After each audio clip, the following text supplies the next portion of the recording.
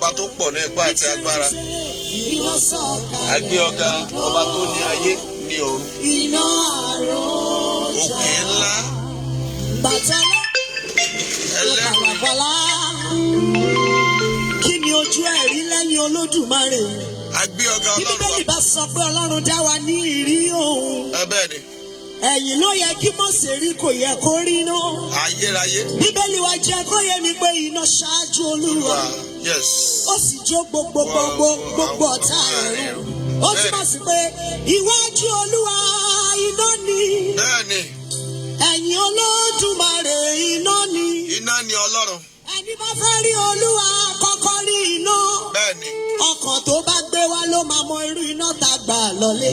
Everybody, iná sọ̀kalẹ̀ iná. Iná àròjà. Somebody say, iná sọ̀kalẹ̀ iná. Iná àròjà. Ìwà pẹ̀lú ẹwà wàrà àánú gbà. Iná àròjà.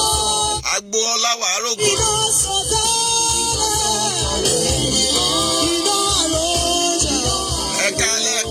Sórí ètò yìí ẹ káàárọ̀ ẹ kú ojúmọ́ gbogbo àkókò tó wù kó máa gbọ́ mi wàá rògo ló mẹ́.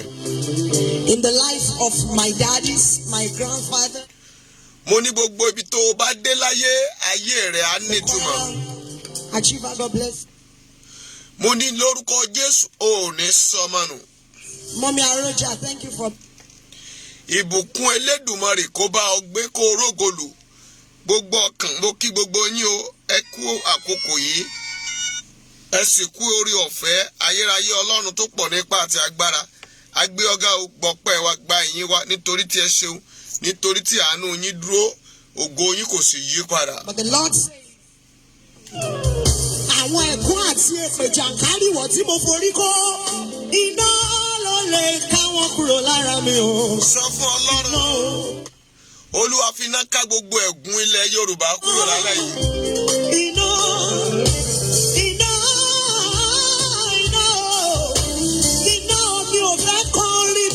Nínú ara iná gẹ́gẹ́ bí ọjọ́ Pẹ́ntíkọ́sì iná ọwọ́ ẹ̀mẹ́jọ́jì lókè sọ̀kalẹ̀ iná. Iná Olúwa tó sọ̀kalẹ̀ kó jó gbogbo àwọn ọ̀tá rẹ̀ nù. Akọ́pẹ́ iná síwájú Olúwa ó sì jó àwọn ọ̀tá rẹ̀ nù.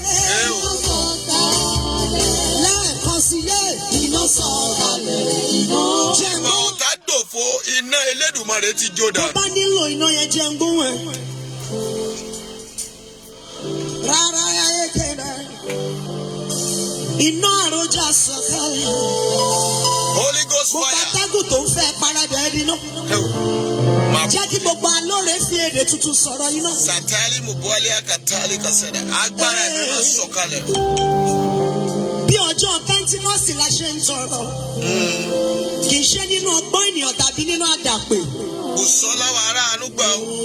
Agbọ́lá ìmọ́lẹ̀ ayọ̀gò rẹ̀ á fọ̀hún. Máàmí Mátúndé ayé ò ní pa ọ́. Àǹtí Búkì wàá rògbòlò. Bọ́ọ̀tà wù ká gbógun tó wàá borí o.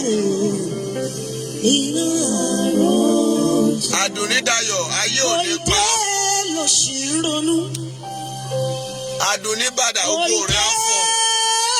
Ló ṣì ń sunkún. Ọ̀dà Emmanuel ayé ò ní pa yó. Kòìdé ló rọra rẹ pin. Bẹ́ẹ̀ ni Kòìdé ló ṣì ń ronú. Ìrọ̀rùn là kó dé. Kòìdé ló ṣì ń ronú. Kòìdé ló ń ronú. Kòìdé ló ṣì ń sunkún. Rámátà ọdún ayọ̀ ayé rẹ̀ ò ní tẹ̀. Àrọ́jà Kòìdé ló rọra rẹ pin. Tó bá ti dé màmá tó dé bàbá lórúkọ Jésù ẹ̀mí rẹ̀ á gbé ó ní sọmi.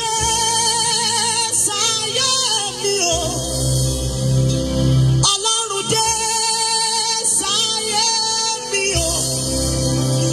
Tó bá ti dé sáyé. Sọ fún Ọlọ́run Olúwa dé sí ayé mi lálẹ́ yìí. Alẹ́ mi bá. Ọlọ́run dé sáyé mi o. Kẹ́hìndé Fádíró lórúkọ Jésù ẹ̀ ń rògbò.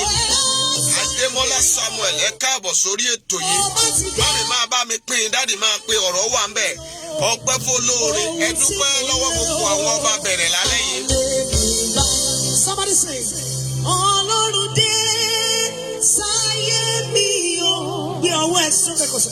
Alẹ́ yìí lẹ máa mọ àwọn oríṣiríṣi àwọn wòlíì tí ẹ ní láyé yìí. Tó bá ti dé. Ó yà mí lẹ́nu pé àwọn kan sì ti dúró síbi àkàbà pé kí ilẹ̀ Nàìjíríà sì ti dúró síbẹ̀. Alẹ́ mi bá Ọlọ́run dé. Ọlọ́run dé. Báà mi jọ ìkúnlé wàhálà àánú gbà ẹ máa kú ọjọ́ mẹ́ta. God bless you sir. Tó bá ti dé. Máa pín in, máa lò ó, máa bá mi ṣí ẹ̀ síta, máa lọ́ọ̀fù ẹ̀, máa láìkè wàá rógolo. Wèrè ará Gádárà ó rò pé ẹgbẹ́ inú ihò ikú. Bẹ́ẹ̀ni. Ó rò pé inú sàárè Sọ̀rọ̀ fún. lòun ti máa bọ́ lọ́hùn pàdé. Níbi tó dúró sí gangan ni Jésù ti lọ ṣe negotiation. Bàbá bí léèrè ó ní mélòó ni gbogbo yín. Wọ́n náà pọ̀ níye. Jésù fapàdé níbi tó wà wọ́n ṣe gbogbo negotiation. Ọlọ́run á bá ọ pàdé pẹ̀lú ìṣẹ̀dá rẹ lálẹ́ yìí. Ìṣẹ̀dá ni àti ẹ gbogbo nǹkan tá à ń lé kiri. Bọ́lọ́run bá dé lẹ́ẹ̀kan wàá gbàgbé ìyà ọdún mẹ́wàá. Bẹ́ẹ̀ni. Bọ́lọ́run bá dé lẹ́ẹ̀kan wàá gbàgbé kó o ti jìyà. Sunday Igboho ìgbà kínní la bí. Bọ́lọ́run bá dé lẹ́ẹ̀kan wàá gbàgbé. Ìgbà kan la bí Sunday. Orin yẹn kẹ́ méjì. Ìgbà kan ní gbogbo ènìyàn ò mọ̀. Dé o. Ògbó kú tán, ó wá di ẹni tí kò tún ìwọnú pósítà ni. Ìwọ náà gbé you need an encounter. Bàbá ò gbọ́dọ̀ jẹyà kó continue you need an encounter. A ò ní ìyàmá nílẹ̀ Nàìjíríà fẹ́ kú, a fẹ́ dá dúró. Ẹ sáyé mi o. Ọlọ́run dé. Ọmọọṣẹ́ wa fẹ́ gbàyè àti tó dá dúró nílẹ̀ yìí, a ò bá wọn ṣe location 419, màmá mi máa ṣe ọ́ bí Yorùbá nation. Ohun tí mò ń lé, alẹ́ mi fọwọ́ ẹ sókè kó sọ̀rọ̀. Ọlọ́run dé sáyé mi. Ọlọ́run dé sí ilẹ̀ Yorùbá nítorí a ti ṣe tá àti lọ Bùsáyọ̀. Bùsíẹ́ máa káàbọ̀ wàhálà àlùbà. Sítáyọ̀ wàá rògbòdò. Olúwa yóò dá ìkólọ rẹ padà. Bíbélì sọ pé nígbà tí èmi bá dá ìkólọ Síónì padà, ó ní yóò dàbí pé ó lálàá. Àṣìṣe Abíóyè ẹ káàbọ̀ mo sì kí àwọn ènìyàn mẹ́rẹ̀. Ẹ kú ọjọ́ mẹ́ta. Ẹni tó ti lóyún kò lè mọ ohun tó ń pè ní ìyà sínú ọ̀rọ̀. Ẹni tó ti rí jẹ kò lè mọ̀ túmọ̀ pé èèyàn ò rí.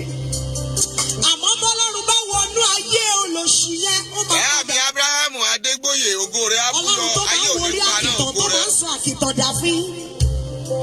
Ọlọ́run tó máa ń fi ayé olóṣì tó máa fi yí Ikú wo ló fẹ́ pàgbà tá ò ní bá polo orí ẹ̀ mẹ́? Àwọn wo ló wà nídìí ọ̀rọ̀ ayé rẹ̀? Ogun ọ̀run fáwọn kó fi wọ́n jẹlẹ̀ lédè. Ṣé Ọlọ́run máa wá ẹ lówùúrọ̀ ẹ̀? Ohun tó ń lé máa lé ẹ bá. Máa láìkẹ́, máa lọ́ọ̀fù ẹ̀, máa dá gbogbo ẹ̀ lóhùn. Máa sọ fún Ọlọ́run pé ó ṣeun. Ọlọ́run ní òyìnbó o. Ọlọ́run mi ò tí ì dé. Tọ́lọ́run mi bá dé mọ́mì kí ló fẹ́ ṣe? Ẹ̀kan tó kùrè. Ọlọ́run dé.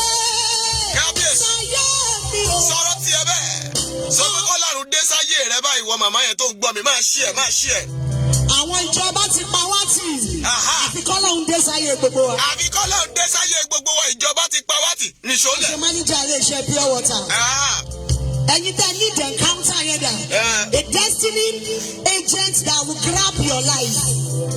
Olóore mo takú síbẹ̀. Just 1 minute afẹ́ lọ́jọ́.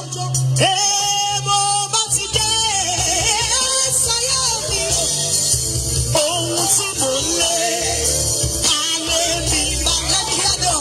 Bá ohun tó ń lélẹ̀ nìyẹn, ìwọ tó rí àmì àkọ́kọ́ ṣe, tó dẹ̀ rí àmì méje ṣe àti ìjẹ́sẹ̀ mọ́lẹ̀ kan lórúkọ Jésù, ogun ọ̀run yọ̀ǹda rẹ̀ fún ọ, up Yorùbá nation. I need an encounter today. Tí mò ń lé alẹ́ mi bá. Ọlọ́run dé.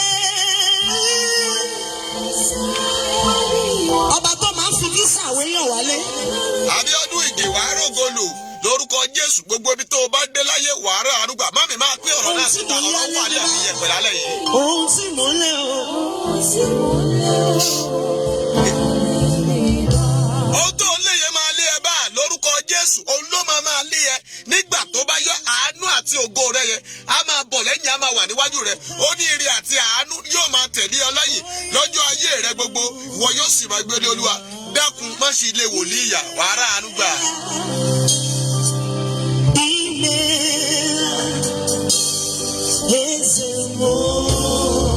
Because of time constraint, let me start. Mo ti sọ fún ọ̀pọ̀lọpọ̀ ènìyàn pé ìran àwọn wòlíì, àwọn tí wọ́n pe pé Ọlọ́run pè wọ́n, àwọn náà máa ń darí ènìyàn sínú igbó. Ẹ wá wo Bákàrè lálẹ́ yìí, mami.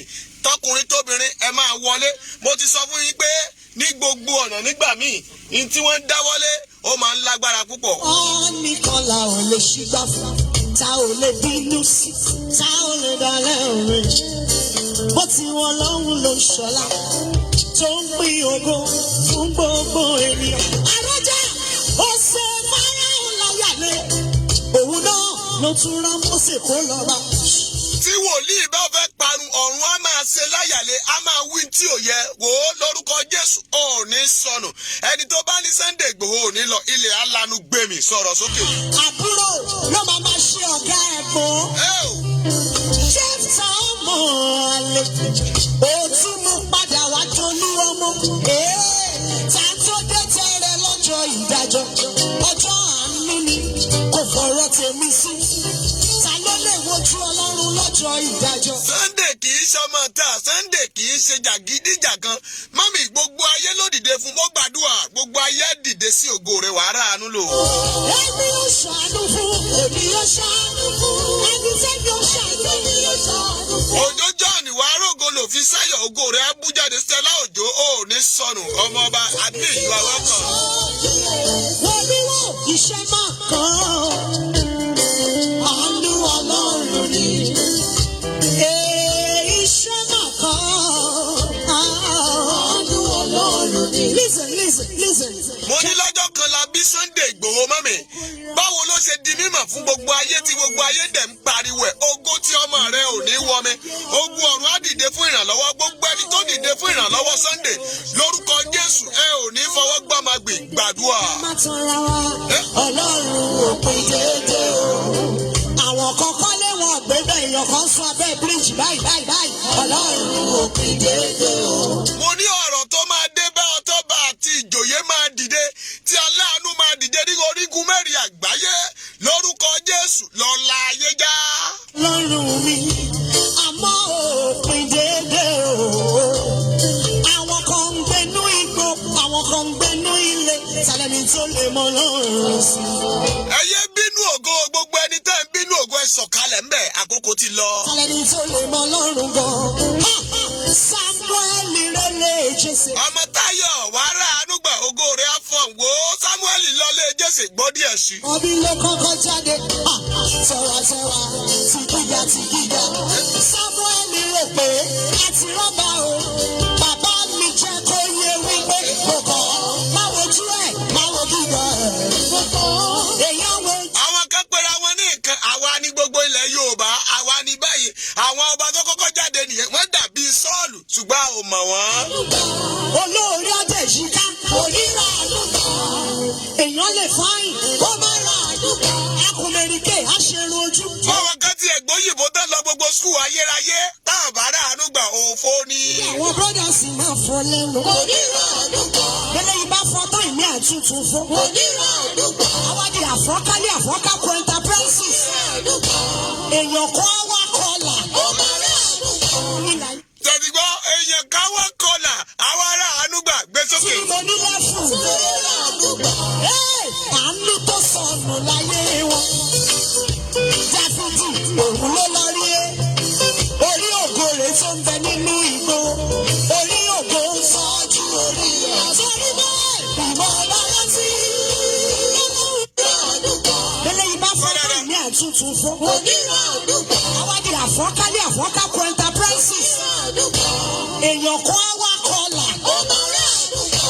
Ìlà yẹn á tún tó gbọ́mọ̀ṣọ́ ni. Àrùrà àrùgbà. Alákọ̀ọ́rí á tún ní mo ní lẹ́fù. Àánú tó sọnù láyé wọn. Jọ àwọn kan tí Ìgbòho ní ìlà Ìgbòho, ó máa díìpù, ó máa wọlẹ̀, mọ́mì ó máa rà àánú gbà. Mo ní mo máa rà àánú gbà, ìwọ tó rà mí ṣe tó o sì stand pẹ̀lú Sunday Ìgbòho, wàá rà àánú gbà.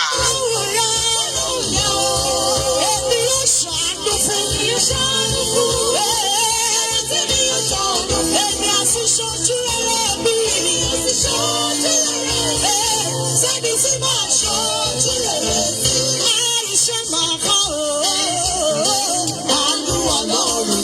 Abíọ́dún sọ̀rọ̀ ayé lórúkọ Jésù. Ayé ò ní mú ọ pọ́npẹ́ òkùnkùn lára rẹ, ó yá ọ̀run rẹ dànù. Ẹni tó bá tẹ páńpẹ́ fún ọ ni ó kó sínú ẹ̀. Bíbélì ní ẹni tó wakùsà rẹ̀ ni ó kó sínú ẹ̀. Lórúkọ Jésù ò ní kó sí páńpẹ́ òkùnkùn. Ni mo rèrè, àánú ni mo fẹ́ o, bàbá iṣẹ́ kan lọ́wọ́. Stella Òjó wà á rógolo, ayé ò ní pa ẹlẹ́kún, àkókò náà ń lọ. Láago 10 ti Nàìjíríà bá ti lù gẹ́rẹ́gẹ́ máa wọnú ọ̀rọ̀ náà. Tó bá rà núgbà, ibi gíga lápẹ̀ ẹ́ kó wá lóko rẹ̀. Ọlọ́run ní wọ́n fọmọ sílẹ̀ sáyé lọ. Ó sọ fọlọ́run wípé bàbá mo ti dàgbà. Tó bá rà núgbà, ọ̀rọ̀ ẹ̀ akáyé lọ́gbọ́n pé bá òkú òbí ṣòtọ́. Báwo bá kú sí Ọlọ́run òní tán? máa kọ́lé fún ẹ. Ó sọ fọlọ́run pé o ò lówó ìṣòwò. Bẹ́ẹ̀ni. Ó kọ́lé fún kan. Ọlọ́run ló fẹ́ sọ ẹ́dọ̀ lókìkí olóòkàwé, wàá débẹ̀. Kọ́ èrè ọ̀dẹ̀ nílé lórí. Kí ló wí? Ó kọ́lé fún kan. Ó kọ́lé fún kan. Ó kọ́lé fún kan èrè ọ̀dẹ̀ nílé lórí. Ó gbọ́, ó kọ́lé fún ikán, ṣùgbọ́n erin ò ṣe kí ni? Erin ò nílé lórí lórúkọ Jésù. Kò sí kékeré alákànkọ́ mọ́ nílé lórí. Gbogbo ẹni tó ń gbọ́ mi tá a ti kọ́ nínú ìpìlẹ̀ pé ò ní nílé lórí. Lẹ́ni mo bà májẹ̀mú náà jẹ́, ó yá lọ kọ́lé ilé aláyọ̀ lórúkọ Jésù. Àtàrí àjànàkú kì í ṣẹrù ọmọdé. Kì í ṣẹ́rù ọmọdé. Bàbá láàrin rìn ká láàrin rìn. Bẹ́ẹ̀ni. Àmọ́ bí erin ṣe tóbi tó nínú igbó, wọ́n lè pè pàdé láńlọ́ọ̀dù kí erin yọjú. Níbo? Ẹkùn ni ọba gbogbo ẹranko núgbó. Igbó ó ní bàbá wọn ìyáláyà everybody. Wọ́n máa kú dànù. Bí ẹkùn ṣe ń jó oúnjẹ òòjọ́ tó láyé, wọ́n lè pè pàdé láńlọ́ọ̀dù kó yọjú. Níbo? Àmọ́ tẹ bá dénú gbó, wọn ò ní sọ fún yín. Kẹ́ ẹ tó rí ilé tí Ọlọ́run kọ́ fún ikán. Tí Sunday tó bá pẹ́ mítì lẹ́nìí, gbogbo ayé ló máa débẹ̀ mọ́mì. Ó gbóúnjẹ fẹ́ gbẹ́, ó gbà wo bọ̀, rìṣọ́lẹ̀. Àánú ni mo fẹ́. Máa ṣàlàyé káńdárì lọ́wọ́ ìsàn. Àánú ni mo béèrè. Àánú ni mo béèrè. Ṣé ìyá fẹ́ lọ́jọ́ mo ní? Mọ́mì béèrè àánú ní Ọlọ́run ṣàánú fún mi ká tó bẹ̀rẹ̀ ètò náà. Bàbá yìí ṣàkọlò. Are you ready? Ó máa jó sọ́tún, ó máa jó sósì, wọ́n ní 5 minutes ni. Are you ready? Inú ẹ̀ láti máa kó everything. Kọrin tẹ̀lé mi. Sọ wípé àtìgbà táláyé ti dá ayé listen. Èmi ò rọ́mọ Jésù tó ṣorí burúkú sọ bẹ́ẹ̀. Àtìgbà táláyé ti dáyé, èmi ò rọ́mọ Jésù tó ṣorí burúkú. Ó ní ṣorí burúkú gbogbo ẹni tó ń gbọ́ mi, gbogbo ẹni tó stand with Ìgbòho lórúkọ Jésù, ẹ ò ní ṣorí burúkú. Ẹ̀yin ọba Bẹ̀nẹ̀ lórúkọ Jésù, ìrùkẹ̀rẹ̀ apẹ́ lọ́wọ́ o, abẹ́rẹ́ adókene, àwọn olórí a máa ṣe kí ni wọ́n á ṣiṣẹ́ ìbí láàfin. Orí burúkú bá mi sọ bẹ́ẹ̀. Àtìgbà táláyé ti dá ayé, èmi ò rọ́mọ Jésù tó ṣorí burúkú. Ó ní ìgbà tí Jóyè bá déwájú èèyàn keje kó tó dúró pariwo àtìgbà. Táláyé ti dá ayé, èmi ò rọ́mọ Jésù tó ṣorí burúkú. Kí ló wí náà? Àtìgbà táláyé ti dá ayé, èmi ò rọ́mọ Jésù tó ṣorí burúkú. Ṣáwọn oníjó wà níbà lálẹ́ yìí. Àwa ń bí afẹ́jọ́ díẹ̀ ká tó lọ. Especially gbogbo youth tó ń bẹ́ẹ̀. Inú rẹ ò ní bàjẹ́ lórúkọ Jésù. Mo fẹ́ jẹ́ kí ara yín ó yá mọ́ mi. Ẹ tújú ká nítorí pé a ti ṣẹ́gun ayé. Ohun tó lù wá yóò ṣe ọba mi. Òbí yá nìkan. Ohun tó lù wá yóò ṣe ọba mi. Òbí yá nìkan. Ọmọ ènìyàn pàtàkì ló ti kú. Ọmọ ènìyàn pàtàkì ló ti lọ. Ẹ̀dá tó. Tó bá jẹ́ pé bí gbogbo ilẹ̀ Yorùbá ṣe dìde nígbà Abíọ́lá rèé, Abíọ́lá ìbámà kú.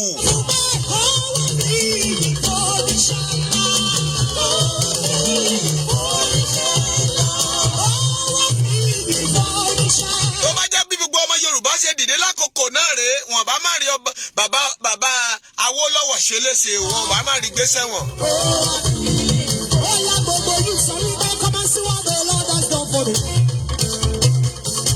Àwọn ará lókèṣe 419 wọ́n fẹ́ máa gbẹ̀mí àwọn alágbára wa, àwọn akọni wa, ṣùgbọ́n irọ́ ni wọ́n pa, àwọn ti mófo lélẹ́yìí.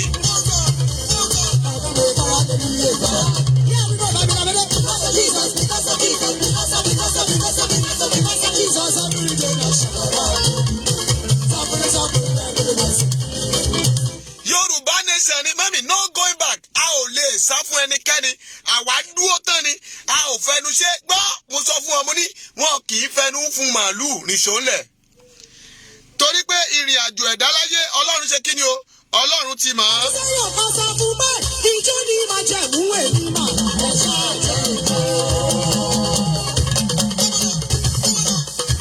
mo mọ̀ pé wàhálà àti ìdààmú bá tiẹ̀ ríra wa nínú rẹ̀ lónìí ṣùgbọ́n ẹ tújú ká yóò jọ sáyọ̀. ìjọ ni máa jẹ̀mú èmi mọ́ mi ìjọ ni máa jẹ̀mú èmi yé.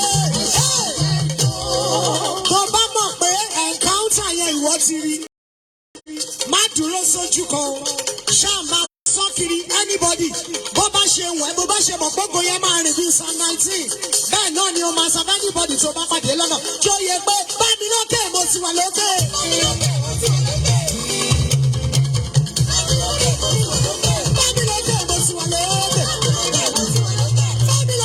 ti wà lókè. a ti wà lókè ẹ jẹ́ ká máa bá wa lókè náà ò ní lọlẹ̀ lórúkọ Jésù. Ayọ̀ bá mi lókè mo ti wà lókè.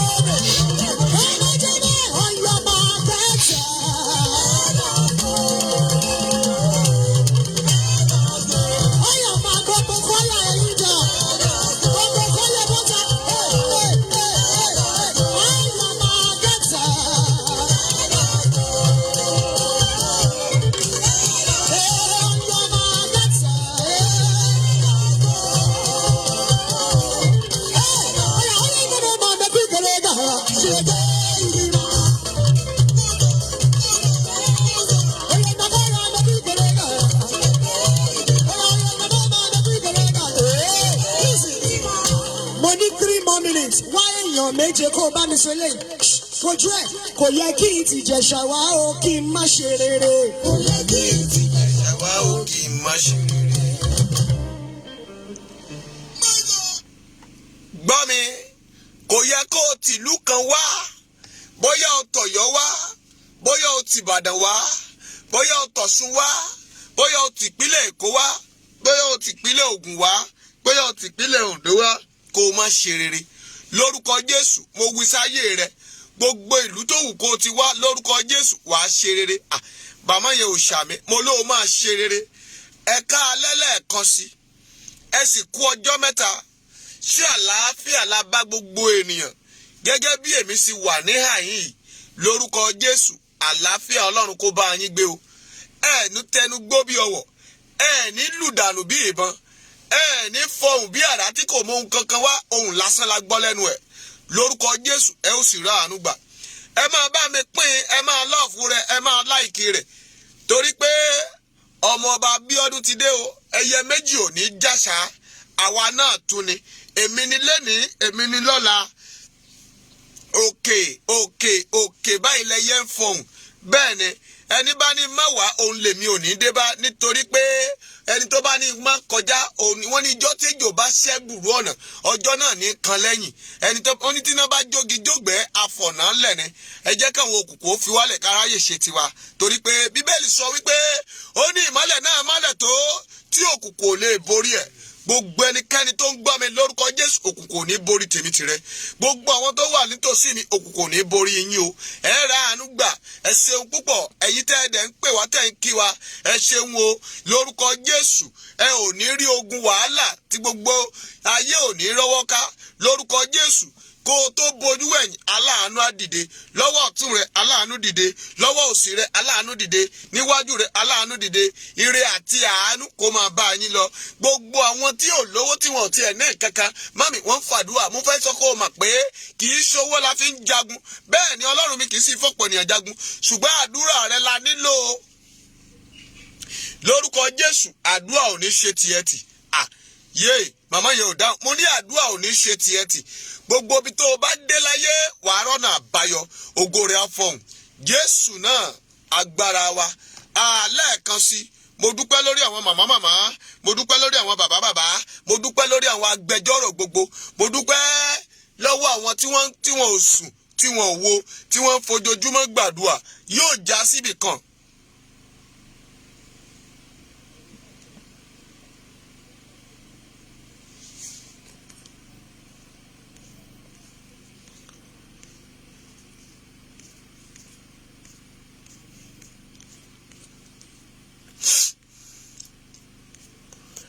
hallelujah.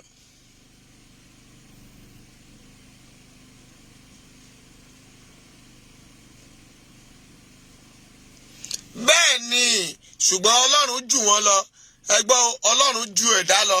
èmi ti kọrin kan fún èèyàn mú ní bẹ́ẹ̀nìyàn ti rí bẹ́ẹ̀ kọ́ lọ́lọ́run ò mí rí.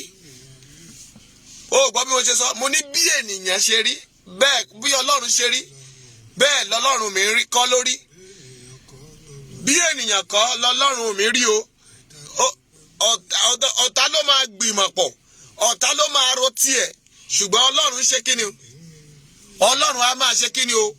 bí ènìyàn kọ́ ni ọlọ́run ò mí rí torí pé Elédùmarè mọ̀nàmọ́ná tí ń ṣojú ọ̀run mọ̀nà ni akọni ẹlẹ́rù sí ni pẹ̀lú torí alágbára ọlọ́run àwọn ọlọ́run àjànàkú kọjá mo rí nǹkan fìrí wọ́n ní tá a bá rérin ká rérin ọlọ́run ní jẹ́ bẹ́ẹ̀ ọlọ́run ó ṣeun o fún ìrànlọ́wọ́ àti ààbò yín fún ibi tí o mú wa lọ Elédùmarè ẹ ṣeun o nítorí tí àánú yín ti dúró. torí a kọ pé wọ́n ní bí ènìyàn kọ́ lọ́lọ́run rí àbí bẹ́ẹ̀ kọ́ ẹ̀kọ́ yẹn fún ẹ̀kọ́ yẹn fún. Bẹ́ẹ̀nìyàn kọ́ lọ́lọ́run mi rí o bẹ́ẹ̀nìyàn kọ́ lọ́lọ́run mi rí ẹ̀dá lè gbàgbé ọlọ́run kò gbàgbé mi bẹ́ẹ̀nìyàn kọ́ lọ́lọ́run mi rí. bí ènìyàn kọ́ òun nìkan ni ọlọ́run wá rí. bí ènìyàn kọ́ ọ̀tá lè gbàgbé ènìyàn lè gbàgbé ṣùgbọ́n oore tí Adéyẹmọ èyí tó ṣẹlẹ̀ Yorùbá mọ́mì bàbá kì í ṣe tí à ń gbàgbé ṣùgbọ́n ó wá jẹ́ kó yà mí lẹ́nu pé ọ̀tẹ̀ tẹ̀m̀bẹ̀lẹ̀kun ìwà èké ìmọ̀tara ẹni nìkan ìpanilẹ́kúnjayé ìbá nǹkan ìní ẹni jẹ́ irọ́ bàǹtùbàǹtù òun la fẹ́ fi san fún Sunday.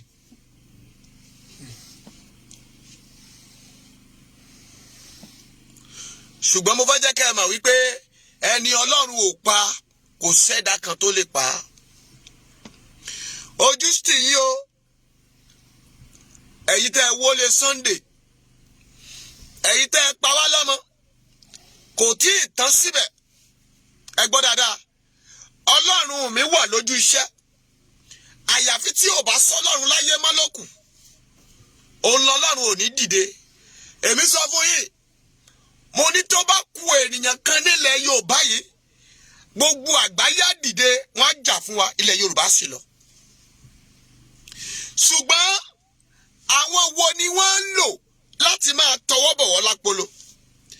àwọn wo ni wọ́n ń lò tẹ́ ẹ kan kóló tẹ́ ẹ ń sọwọ́ sínú ẹ̀ tẹ́ ẹ ń sọ fọ́mọ pé ìjọ tówó bá kún la máa fi ra sọ ọdún wo lè kóló fẹ́ kún tá a bá gbé kóló síta.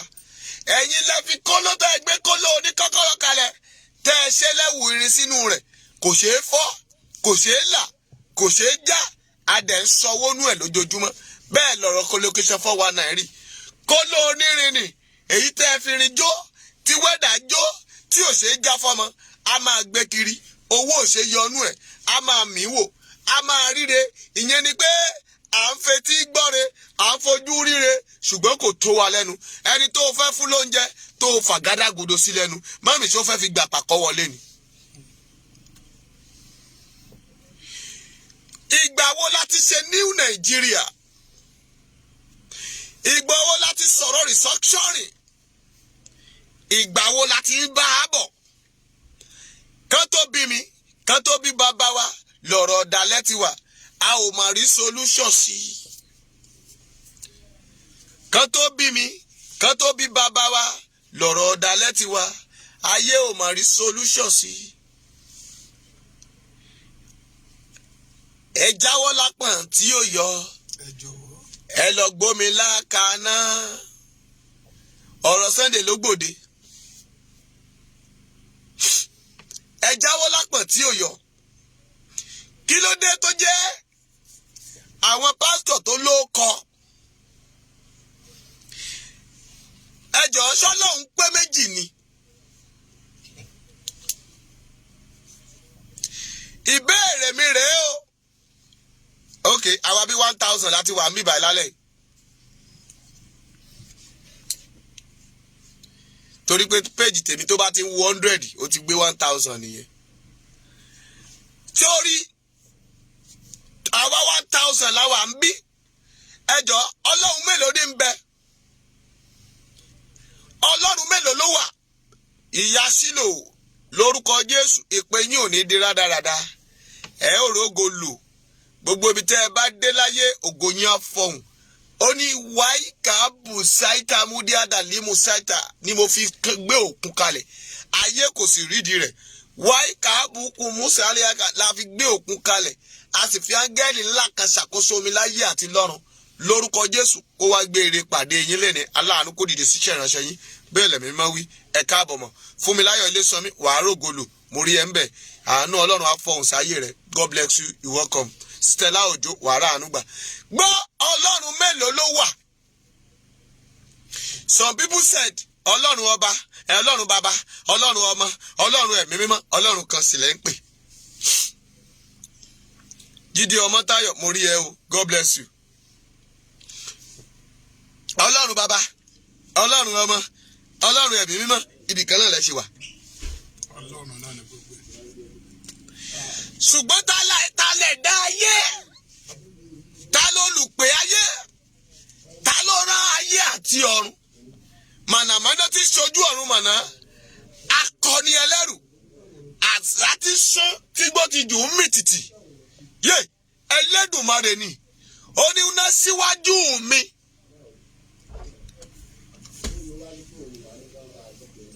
Ó ní Olúwa síwájú mi. Iná síwájú rẹ̀. Ó dẹ̀ jó gbogbo àwọn ọ̀tá rẹ̀ run. Ọlọ́run ní jẹ́ bẹ́ẹ̀. Ó nínú ariwo ó lòun ò gbé bẹ́ẹ̀. Ó ní rírú omi ó lòun ò gbé bẹ́ẹ̀.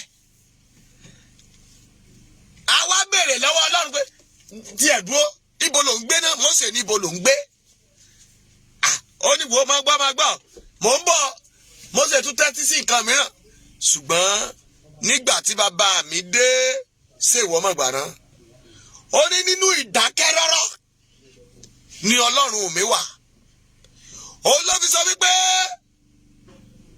ẹ pa ẹnu yín mọ́ èmi ó jà fún yín. Ogun tí ẹ̀yin rí lẹ́nìí ẹ̀yin kì yóò rí mọ́. Ọ̀rọ̀ náà sì tún wà síbẹ̀ kò dẹ̀ yí padà.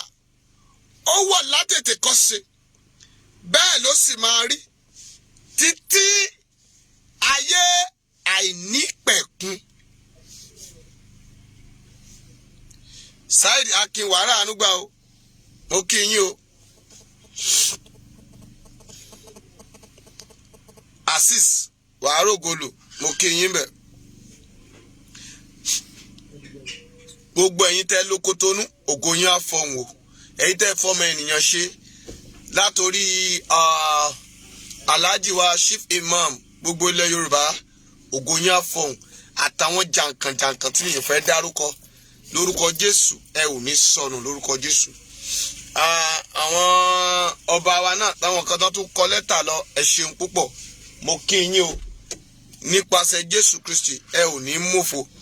Ẹ̀yin náà tẹ́ dẹ̀ sojú ayé àwọn tẹ́ ẹ fẹ̀jẹ̀ sínú tẹ́ ẹ tutọ́ funfun jáde ojú yín rèé àrí yín o ẹ ṣeun púpọ̀ àkí yín náà gbogbo yín là kí pátá ká tó máa lọ sọ́dọ̀ Bákàrè pásítọ̀ Túndé Bákàrè somebody ẹjọ́ tó kàn nísìnyí tá ó pè wọlé òun náà ni pásítọ̀ wa Túndé Bákàrè a ò tí ì débẹ̀ ṣé wọ́n wà ilé ẹjọ́ àbá sí ilé ẹjọ́ wọ́n wá sáà a fẹ́ ṣìwé wọn lálẹ́. Ẹ ti mọ̀ pé ó ní nípa ọ̀rọ̀ ẹnu wọn àti ìṣe wọn la máa fi ṣe kíni la máa fi mọ̀ wọ́n ládàá máa fi ṣèdájọ́ wọn. Nípa ọ̀rọ̀ ìṣe mi lẹ máa fi mọ̀ mí ipa iṣẹ́ tí ẹ la máa fi mọ̀ ọ́. Ti Sunday ọmọ Adéyẹmọ òun la mà lẹ́nu yìí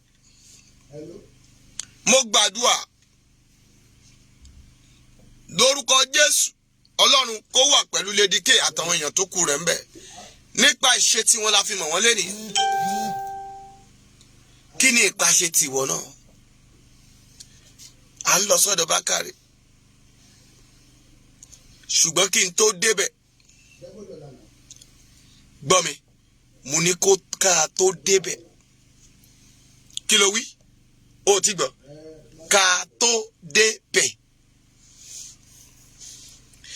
Àwọn nǹkan kan kékèké. Ẹ tẹ́ ń pè mí yẹn, ẹ dákun, ẹ má pe láìní yìí o. Ẹ jọ̀ọ́ mo fọlọ́run bẹ̀ yín. Àkókò tí mo wà báyìí kì í ṣe àkókò pípé.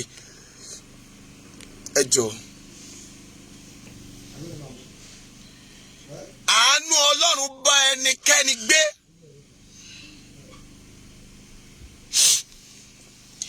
Ní ìgbà kan díẹ̀ sẹ́yìn, gbogbo wa la mọ̀ Nàìjíríà.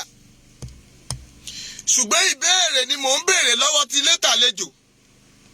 It's 10:19 p.m. To hear your vote. Tonílé tàlejò ni mo béèrè ìbéèrè yẹn lọ́wọ́ ẹ̀ pé Ọlọ́run mélòó ló wà? Mo ní Ọlọ́run mélòó ló wà? Báwo ni Ọlọ́run ṣe ń bá wa sọ̀rọ̀? Ṣé Ọlọ́run tí mò ń ké pè, ṣóun náà ló bá Bákàrè sọ̀rọ̀? Ṣóun ló ń bá Débóyè sọ̀rọ̀? Ṣóun ló ń bóyè Dépò sọ̀rọ̀? Ṣóun ló ń bá Kúmúyì sọ̀rọ̀? Ṣóun ló ń bá àwọn bàbá wọ̀nyẹn sọ̀rọ̀? Ṣóun ló bá Ayọ̀ Babalọ́lá sọ̀rọ̀? Ṣóun ló bá Ọlọ́run Orímọládé sọ̀rọ̀? Ṣóun ló bá Ọ̀ṣọ́bà sọ̀rọ̀? Adẹ̀ ń sọ wípé Ọlọ́run ìgbàanì, Ọlọ́run ọjọ́ tó ti pẹ́, arúgbó ọjọ́ ni wàá dá mi lóhùn ayọ̀. Ṣé Ọlọ́run ìgbàanì, ṣé òun ni Ọlọ́run àkókò yìí lọ́wọ́lọ́wọ́ báyìí? Níbo ni a ti rí àwọn Ọlọ́run wa tá à ń sọ wípé Ọlọ́run sọ pé? Olórin sọ pé Ọlọ́run ò sọ bẹ́ẹ̀ o. Ta ló sọ pé kò ní dáa fún ẹ? Ta ló sọ pé ilẹ̀ Yorùbá ò ní lọ? Ọlọ́run ò sọ bẹ́ẹ̀ o. Gbọ́ ọ̀rọ̀ ilé. Oríṣiríṣi ọ̀rọ̀ lẹ́lọ ẹlòmíì. Ẹ jẹ́ ká sọ ti Sunday Igboho díẹ̀. Sunday Igboho mú passport, kò mú passport. Ó mú fake passport, kò mú fake passport. Ó gbé fake passport lọ Benin, kò gbé fake passport lọ Benin. Sunday Igboho sá lọ, kò sá lọ. Sunday Igboho ò lágbára, kò lágbára. Sunday Igboho pòórá, kò pòórá. Sunday Igboho dológbó, kò dológbó. Èwo ni ṣé ẹ lójú ẹ̀mí máa ń nẹ? Ṣé bẹ́ẹ̀ sọ pé information yín máa ń carry over, ó dẹ̀ máa ń jẹ̀ níwù. Ojú yín wá já, níbo lẹ ti rí pé fake passport ló wà lọ́wọ́ ẹ̀? Ó tán àbí ò tán? Torí pé àwọn ọ̀rọ̀ kan wà tó jẹ́ pé Bíbélì náà pé ó ní wádìí ohun gbogbo dájúdájú. Ká dẹ̀ di èyí tí í ṣe òtítọ́ mú. Èmi sọ fún yín pé má máa tẹ̀lé nàláì. Má máa jẹ́ ká máa ra àràbù fún ọ. Àràbù tó ń ra fún ọ ni pé kó o máa lọ tọ́lẹ̀tì lọ máa yàgbẹ́ lẹ́ẹ̀mẹ́ẹ̀dógún. Gbọ́ ìwọ tó ń yàgbẹ́ nítorí Sunday Igboho, Ọlọ́run wù ọ́ sàn. Àìmọye tó ti develop hypertension. Àìmọye ní tí ìfúnpá rẹ̀ ti ga. Mo pàṣẹ lórúkọ Jésù gẹ́gẹ́ bí omi ara rẹ̀ ti dìde, ó yẹ kó. Mo ní lórúkọ Jésù, mo ní kó padà sípò. Omi ara rẹ, ẹ̀jẹ̀ ara rẹ, mo ní kó padà sípò. Kó o lọ rí àánú gbà. Ògo rẹ á fọ́hùn. O ò ní sọnù lórí àkàbà ìṣògo. Mo kí yín o, ẹ̀yin abiyamọ òótọ́. Ẹ̀yin tí kì í ṣabiyagba. Mo kí yín. Ẹ̀yin obìnrin takuntakun lójú ìjà. They are copy. Àwọn èèyàn ẹ̀rẹ́ Bra Francis wọ́n ti ń kọ́pì àwọn màmá wa. àwọn bra ẹ ti flag mami ẹ má bá mi tẹ lọ́ọ̀fù yẹn o ṣe jàre màmá mi nínú Olúwa yìí bẹ́ẹ̀ ṣe ń bá mi tẹ lọ́ọ̀fù yẹn.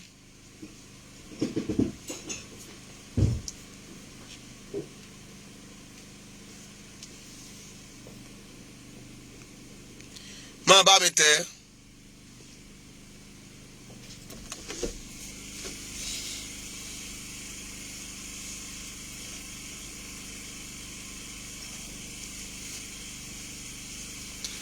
jọ admin máa wo kọ́mẹ̀ntì wọ̀nyí o mi ò understand kọ́mẹ̀ntì kan mẹ́ẹ̀ admin bá mi wo kọ́mẹ̀ntì bá mi wo ó yá wo kọ́mẹ̀ntì kan mẹ́ẹ̀ ó dàbí pé èèyàn kan ṣe rádaràda láàrin yẹn bá mi wo kọ́mẹ̀ntì yẹn ó yá wo.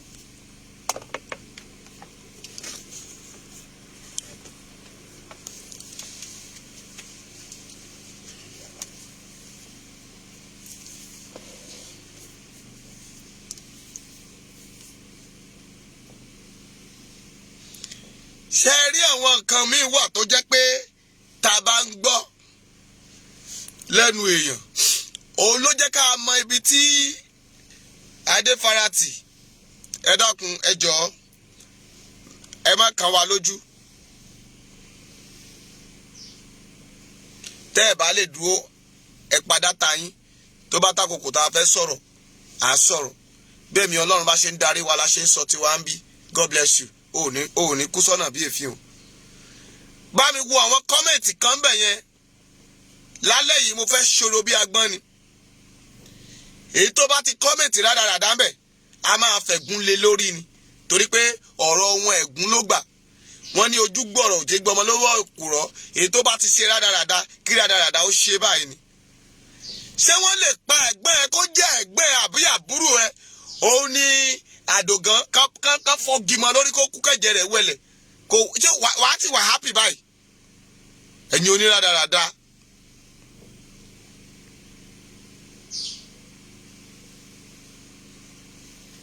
ẹ̀rọ àánú gbà.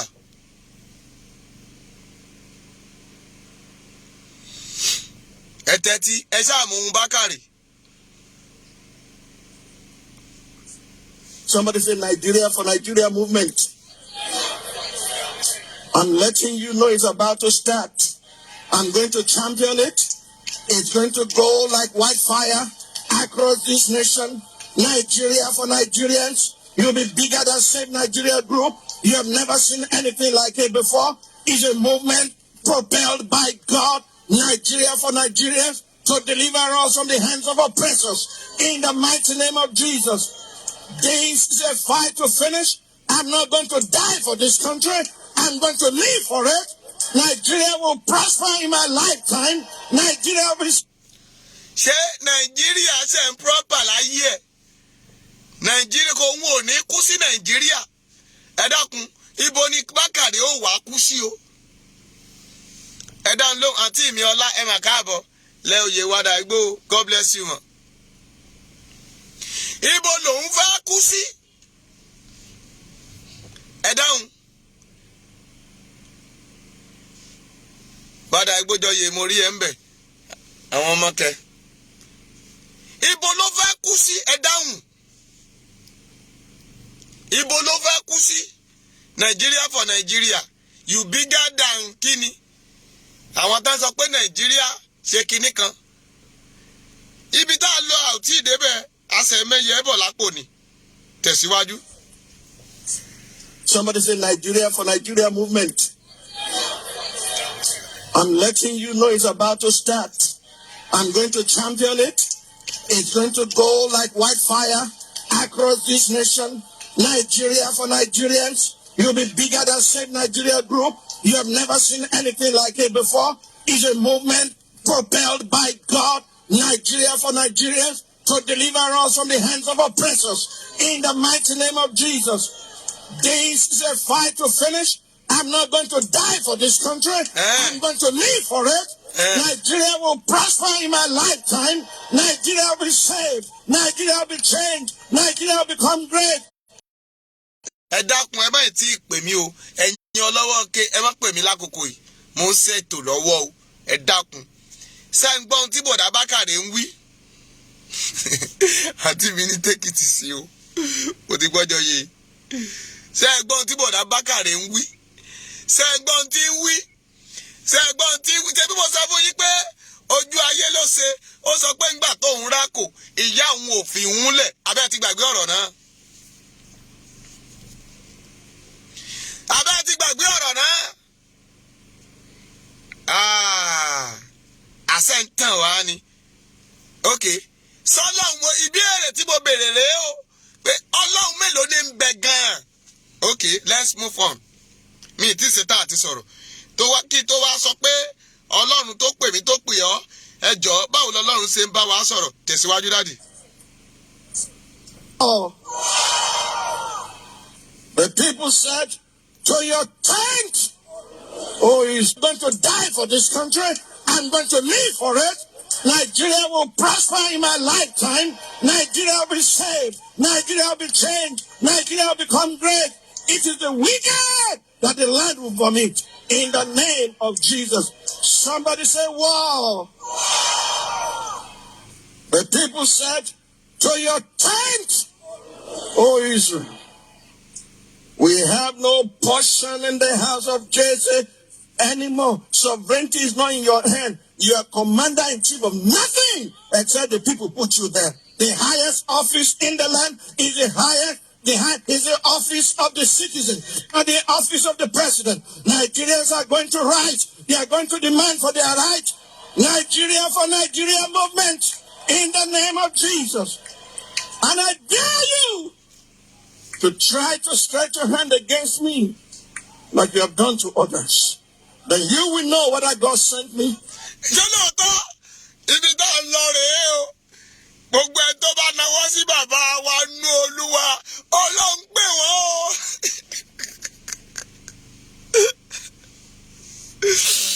Ọlọ́run pè bàbá o. Àbí? Ọ̀rẹ́ Bùwọ̀dá Buhari, Ọlọ́run pè wọ́n o.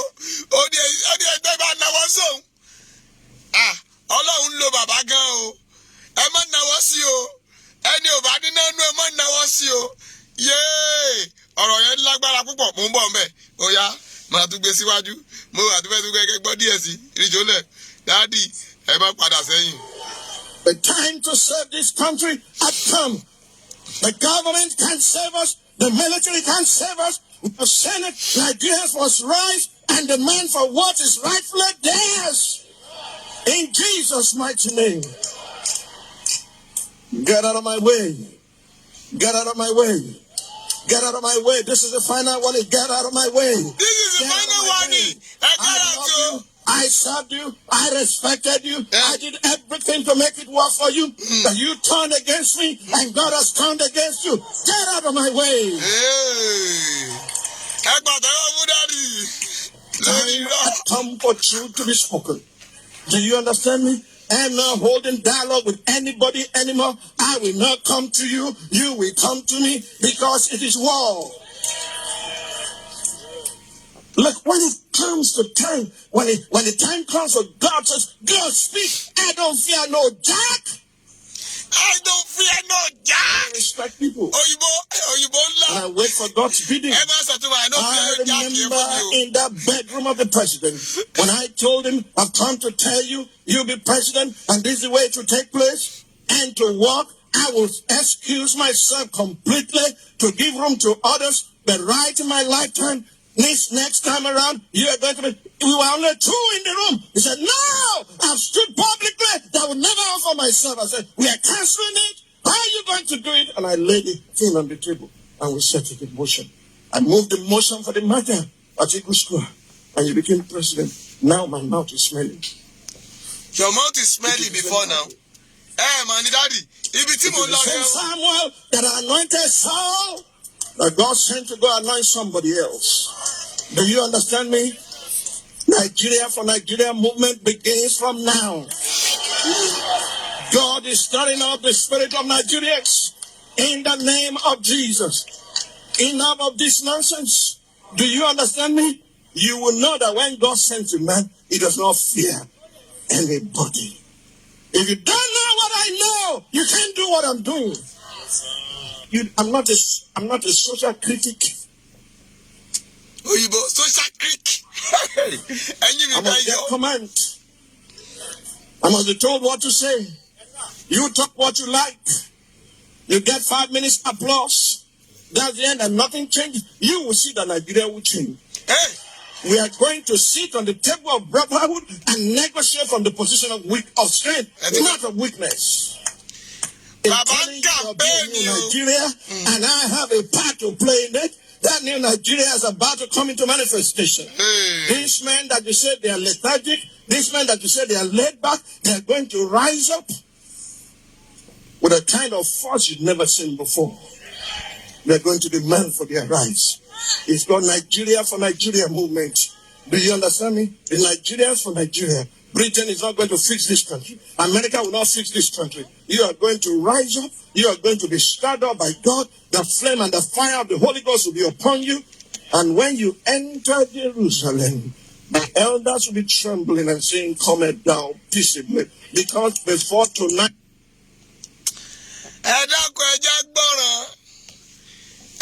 Ìbéèrè mi rèé o, gbogbo ẹni tí ń gbọ́ mi. Mo ti sọ fún ẹ pé tó bá ń dá gbọ́ mi, o ò lè gbádùn ètò yìí. Ṣùgbọ́n lọ tí ẹ péyàn kan, kẹ́ wá máa jọ pera yín. Kẹ́ máa ní sẹ́ǹgbọ́n tí ọmọ bá wí o. Ẹ wá máa fọ̀rọ̀ jomitoro ọ̀rọ̀. Tẹ́ bá ti wá ń fọ̀rọ̀ jomitoro ọ̀rọ̀. Ọ̀rọ̀ wọn wá máa ṣe kí ni yóò wá máa di yánpọn yánrin láti bẹ̀ lọ òótọ́ wá bọ̀ ta. Ìtẹ́nì kọ̀ọ̀kan nínú àwa ṣe kí ni àwa láìkí ẹ̀. Tó o bá sì sí ẹrẹ̀ sẹ́lòmíì o lè gbọ́ o bó bá dẹ̀ gbọ́ ó lè jẹ́ pé ní ó fi ránṣẹ́ sí ọ pé sórí rẹ̀ dàrú ni kí ló dé tó o fi irú ọ̀rọ̀ yìí ránṣẹ́ sí mi torí pé kí ni torí o fi ránṣẹ́ sí sẹ́mà pọ̀ ọ̀tá ilẹ̀ Yorùbá lòun. Tó o bá ti sí rẹ̀ sí péjì ẹ̀ tó wá ní dákun má sí àwọn ọmọ ọba sí péjì mi mọ́ ọ̀tá ilẹ̀ Yorùbá nù ni. Ṣẹ́gbọ́ ọ̀tá ọmọ ilẹ̀ Yorùbá. Fúra yín lẹ́ẹ̀ máa fojú rí wọn. Etí bàbá ń sọ rèé o ní ìwọ̀n ìbá tí ń gbóyìnbó dé. Nǹkan méjì mo fẹ́ mú jáde kẹ́ẹ̀dì mú bẹ̀. Ṣé mà pé ń lọ skul. Ṣùgbọ́n gbogbo ẹ̀yin olóyìnbó ẹ dákun ẹ bọ́ ọ̀ta. Ẹ̀dá ní Sunday ò kàwé ọmọ ọba náà ò sì kàwé ẹ sábà ọ̀tá àwa tá à ń ṣe asisirétọ̀ àbíkílẹ̀ ń pè é tá à ń ṣe fúnlẹ̀ Yorùbá sẹ́mà pa àkàwé ṣùgbọ́n àwa là á borí yín òkè ní borí ilẹ̀ bí ọkọ bá dóko akóyẹ̀pẹ̀jọ ni orí ilẹ̀ ni ó sì bò ó a ò ní gbàgbàdo kí ilẹ̀ ọmọ borí ẹ̀ bẹ́ẹ̀ bá tàn jẹ lákọ̀ọ́kọ́ gbé àgbàdo ilẹ̀ á borí ẹ̀ tó bá yá àgbàdo á yọ sókè. Ẹ ti tàn wá jẹ àkókò tó ẹ gbọ́rọ̀. Ohun àkọ́kọ́ ni pé bàbá wa nínú Olúwa ẹ kú sẹ́ Olúwa o Olúwa ó ṣàgbára dọ̀tun ẹ bá mi sàmì ẹ sàmì dádì wa wọ́n náà wọn náà lọ I go your house you go my house I go your bedroom you come my bedroom you called me you called you àbí ẹ jẹ́ bòdà wọ́n là á mọ́lẹ̀ sàpátá sàálà títọ́ èyí tó bá ti lè lálejò kì í ṣe takọ́rápá ṣèbó sọ pé tí ọwọ́ wọn bá kàn yín ẹ mà pọ́ lọ́hún pé yín ẹ ṣe dárúkọ wọn. Èwo wá lọ̀rọ̀ bí òwe tẹ́ fi sọ̀rọ̀ gbogbo wa sì á mọ̀ pé Buhari lẹ̀ ń bá wí náà ṣé Buhari ló wá sọ fún yín pé inú yín rùn dádì àti ìgbà wo láti wá ń pariwo pé ó yẹ ẹ fọ̀rọ̀ sókè ó yẹ ẹ sọ̀rọ̀ sókè ṣùgbọ́n ẹ kárí bọnú bíi talábàáhùn. Ìgbà tẹ́ ẹ wá sọ̀rọ̀ ẹ láwa àtùpà ni wá ìyẹn ò dùn mí o èyí tí mo fẹ́ bá yín yànnàná ni pé àwọn ti sọ wípé àwọn ti rẹ́dì àti jà báyìí ṣùgbọ́n wọn ò wá tún sọ pé ilẹ̀ Yorùbá náà wọ́n fẹ́ jà fún àwọn fẹ́ rebrand ilẹ̀ Nàìjíríà location 419 ẹ dákun nígbà tá ń lọ sí Tinubu square àbí kí náà pé Àtíkù square tán lọ yan Buhari lọ́ba níjòyè tán fà á kalẹ̀ ẹ dákun sọ́lọ́hun náà ló sọ fún yín pé ó yẹ lóyè ṣé kì í ṣe pé Sọ́ọ̀lù àsìmú ayáwọ́ọ̀dù ibi tí bàbá òun wà lọ nígbà tí mo bá ti sọ̀rọ̀ nu á ní ṣèbí Sámúẹ́lì Ọlọ́run sọ fún Sámúẹ́lì pé wò ó Sọ́ọ̀lù ọba tòun nìyẹn ibi tí bàbá máa lọ wàásù rẹ̀ fún yín nù o. Ẹ má jẹ́ fi búrẹ́dì kó wa lọ́bẹ̀ jẹ ẹ̀yin tá ẹ jókòó tẹ́ ẹ kẹ́sẹ̀ lẹ́sẹ̀ ìyà ń bọ̀ fọmọ tí ò gbọ́n. Ọkùnrin ti tún kàmpẹ́ẹ̀nì ó ti polówó ìbò 2023 fún nínú ó lòun ní páàtì àti téèkì ń bẹ̀. Dádì Bákàrè fẹ́ ṣe pírẹ́sídẹ́ǹtì of Yorùbá nation of pásítọ̀ fẹ́ ṣe pírẹ́sídẹ́ǹtì Nàìjíríà. Ó ní abẹ́rẹ́ bíráǹdì Nàìjíríà àwa pásítọ̀ láàsì fẹ́ máa jẹ pírẹ́sídẹ́ǹtì báyìí. Ẹ dákun èmi ni máa jẹ fáìsì bọ̀dá Bákàrè o sẹ́wọ̀n pé òǹgbò yìbò Bákàrè dẹ̀ sọ lọ́jọ́ kìíní àná pé Buhari sọ pé tóun ó bá fẹ́ jẹ pírẹ́sídẹ́ǹtì o Bákàrè ní kóun fi ṣe fáìsì o torí ó lọ́pọlọ yóò sì máa tún fi ọ̀rọ̀ Ọlọ́run bọ̀hún Bákàrè fúnra rẹ̀ ló sọ.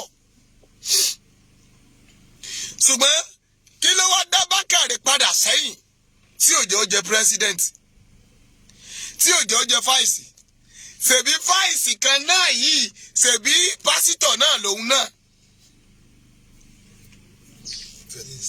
Ìyẹn ni pé àwọn pásítọ̀ jàgùndà ìwà pẹ̀lú ẹwà àwọn pásítọ̀ jàgùndà àwọn olè afẹ́nimẹ́jẹ̀ ayọ̀ Ọlọ́run tó sọ fún ẹ pé Nàìjíríà sì ń bẹ lọ́kàn ẹ dákun Ọlọ́run náà kọ́ ló sọ fún ẹ pé Nàìjíríà yóò pín. Ọlọ́run ibo ni ẹ dákun ẹ já wojú Ọlọ́run ẹ dákun ẹ bá ń bomi náà ẹ jẹ́ ń mú mi. Ta ló sọ fún yín pé Nàìjíríà ó ṣe kí ni kọ́ọ̀pù mi ń kọ́.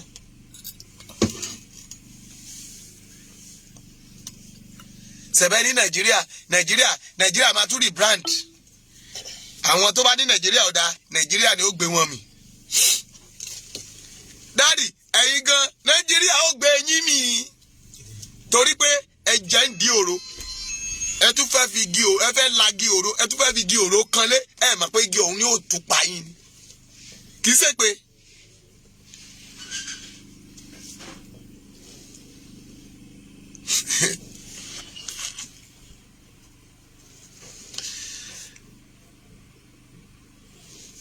Yes ma Ọlátayọ̀ wọ́n ní kí má mú mi tútù God bless you mami àti ẹ̀tí ní kàtà látànà ẹ ṣe jàre mọ́mì mi. Okay ọkùnrin ni Ọlátayọ̀ Àrẹ̀mú God bless you.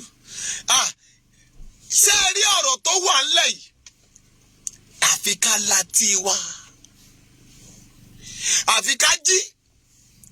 Mo ti sọ fún yín pé lóòótọ́ ìránṣẹ́ Ọlọ́run ni mí. Ibi tí ilẹ̀ yìí tó gbé wọ́ ni pé wọ́n ní amúkùn ẹrù rẹ̀ wọ́. Mi sì fẹ́ rìn jìnnà o.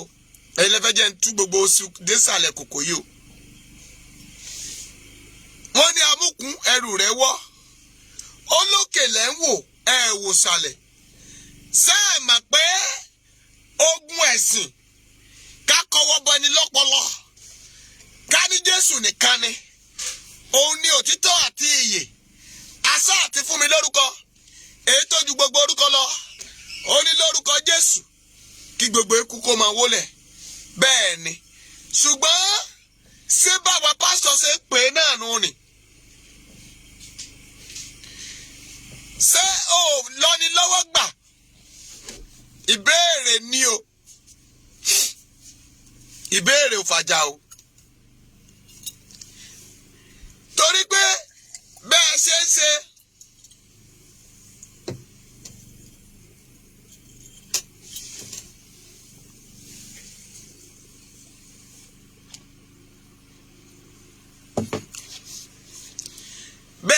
ṣe yẹn àtẹ̀tẹ̀ ń ṣe lọ àtẹ̀tẹ̀ ń ṣe lọ́wọ́lọ́wọ́ ǹjẹ́ o ṣe rere Bíbélì sọ pé tí ìwọ bá ṣe rere ara ò á yá ọ bí? Sára yá ọ? Ẹ wo àwọn ọba wa. Lẹ́mìí ìdáríjì. Báwọn pásítọ̀ ṣe ń da ilẹ̀ Yorùbá rú.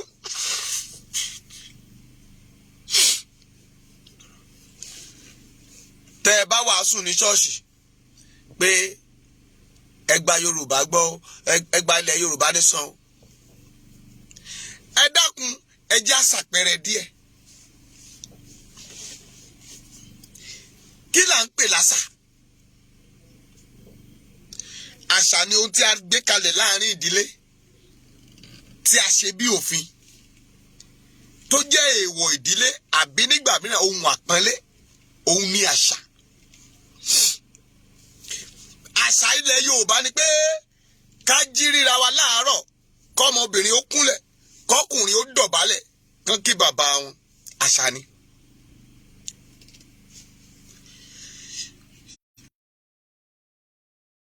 Àṣà tí wọ́n ní pé kán rẹ́gbẹ́ bá wọn, kán máa là á lórúkọ. Mr.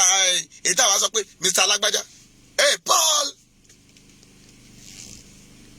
Thomas,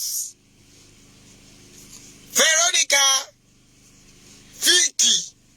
Tó bá jẹ́ Nàìjíríà, tọkọ tí ìyàwó bá wọlé ọkọ nílẹ̀ Yorùbá, àwọn ọmọ ọkọ àbí àwọn àbúrò ọkọ yóò fún wọn lórúkọ tí ó máa pè wọ́n.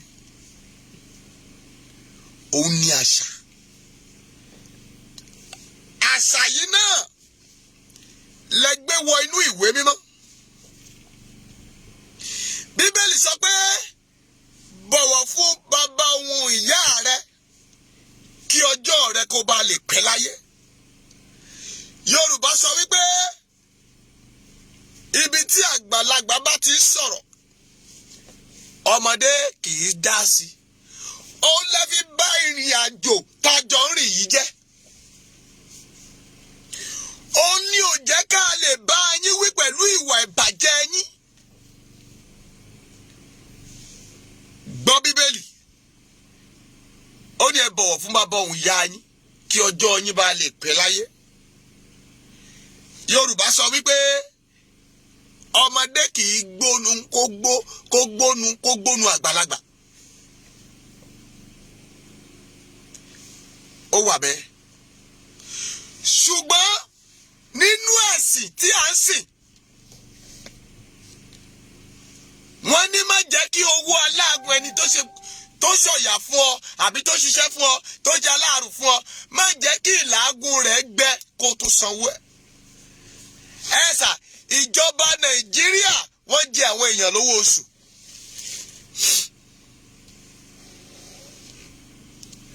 Pásítọ̀ ó ń jẹ pásítọ̀ ẹgbẹ́ rẹ̀, àwọn tó employ sí ṣọ́ọ̀ṣì ó ń jẹ wọ́n lówó oṣù. Dádì, wọ́n ní kí pásítọ̀ pín àpò ìrẹsì fún àwọn pásítọ̀ tó wà lẹ́yìn ẹ̀. Ó dẹ̀ ṣe kíni? Ó gbé sínú yàrá, ó ń dá nìkan jẹun àtìyàwó àtọmọ. Ṣé òfin ni? Ẹja wa lọ bí tá a lọ gan. Òfin tí òyìnbó, mo ní pásítọ̀ ni mo mọ̀ tó jẹ́ white tó máa ń bá mi sọ̀rọ̀. Dádì, mo lọ mínísítà níbì kan.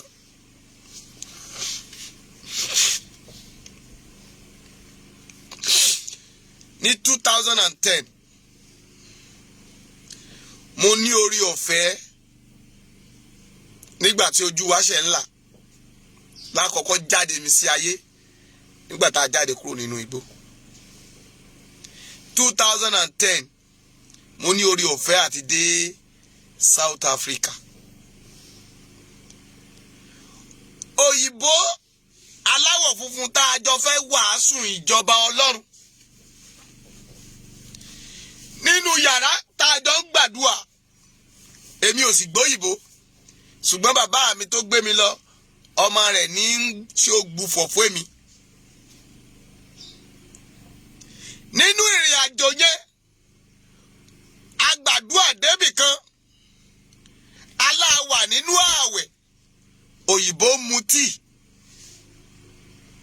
a sì wà nínú àwẹ̀. Ẹlẹ́ẹ̀kejì, ó kù díẹ̀ ká lọ bọ́ sórí pápá láti bẹ̀rẹ̀ iṣẹ́ ìránṣẹ́. Òyìnbó sọ pé atẹ́gùn tó ń fẹ́ yẹn pọ̀, ó sáná sí sìgá, ó ń fà á fòròfò fòròfò. Wọn ò mà rí bù, a ò mà rí sọ̀rọ̀ sí. Ṣùgbọ́n torí àṣà ti wá ń bí, bí bàbá ńlá bàbá mi bá gbéná lé kòkò tó fi kòkò rẹ̀ sẹ́nu tó sọ yẹná sí. Wọ́n ní bàbá rẹ̀ ń fa kòkò, kí pásítọ̀ wá gbé kòkò sẹ́nu kó wá fà á. Wọ́n ní pásítọ̀ ọ̀mùgbó. Láti bẹ̀ lọ, àwọn òfin àtọwọ́dọ́wọ́ tí àwọn pásítọ̀ yín ti tìbọ̀ yín nínú ọpọlọ kò jẹ́ kẹ́ ẹ ní làákàyè.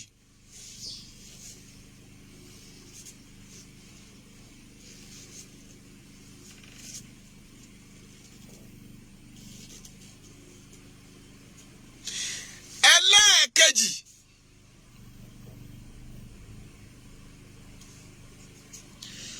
òun ni pé tá a bá délé ìjọsìn, òfin tí wọ́n gbé lẹ̀ fún wa, ǹjẹ́ Kristi gbé kalẹ̀ nígbà tí mo wà ń kékeré? Mo lọ ṣiṣẹ́, mo gbowó, mo wá tú owó yẹn jọ. That is 89, sorry. 89, 90. Mo wá tú owó yẹn jọ.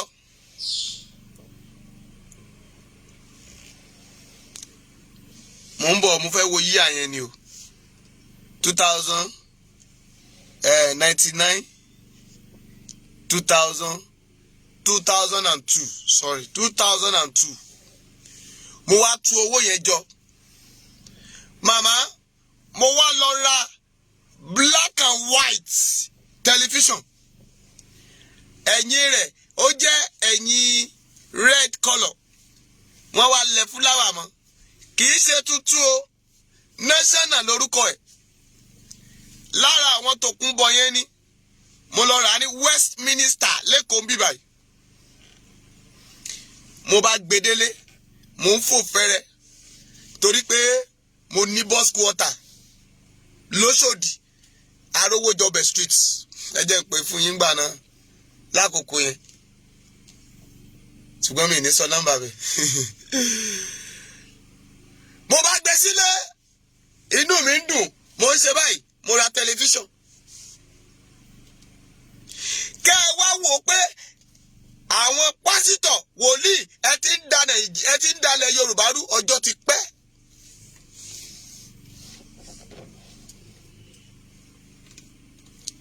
Ọlátáyọ̀ Àrẹ̀mú ògo rẹ̀ bú jáde.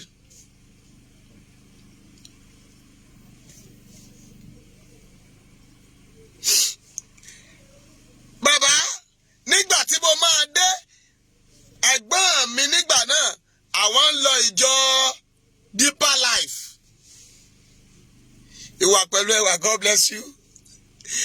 Àwọn ń lọ Deeper Life ní àkókò náà. Deeper Life náà ń lọ. Ìgbà máa délé, wọ́n ti mú tẹlifíṣàn, wọ́n ti fọ́. Mo bá bèrè lọ́wọ́ ọkọ ẹ̀gbọ́n mi. Ta ló ṣe léyìí? Bàbá mi nínú Olúwa, God bless you, Pastor Ọlọ́jẹ̀dé Ayọ̀ọ́lá. Àwọn pásítọ̀ ìránṣẹ́ Ọlọ́run gidi alààyè nìyẹn. Àwọn ni pásítọ̀ ìjọ Mountain of Thunder. God bless you, Daddy. Lórúkọ Jésù. Bí ẹ ṣe ń dé, ọ̀run á bá yín dé. Bí ẹ ṣe ń tu, ọ̀run á bá yín tu. Ẹ kú iṣẹ́ Olúwa, ìjọ Ọlọ́run kọ́ o. Sálẹ̀ àti àlàáfíà lẹ́wà. God bless you, sir. Ẹ bá mi kàn wọn family. Ẹ ṣé o, ẹ kú iṣẹ́ ìránṣẹ́. Ẹ ò ní kú dànù, ẹ ó ṣe débi èrè. Tèmi ti yín, a ó jọ lélé ológo. God bless you, sir. You welcome, sir. Etí mò ń sọ ni wípé wọ́n dẹ̀ fọ́ TV yẹn. Ìgbà tán fọ́, the next thing tá máa sọ fún mi ni pé wọ́n ní àpótí èṣù ni. Ṣé ẹ gbọ́ mi? Gbogbo olùgbọ́ mi. Ṣé àpótí èṣù ni TV? Ó ní mo ṣe béèrè pé ìjẹ́ Ọlọ́run ìgbàanì kọ́ ló wà lákòókò yìí bí? Ṣé ẹ mọ̀ pé àwọn ọ̀rọ̀ kan wà?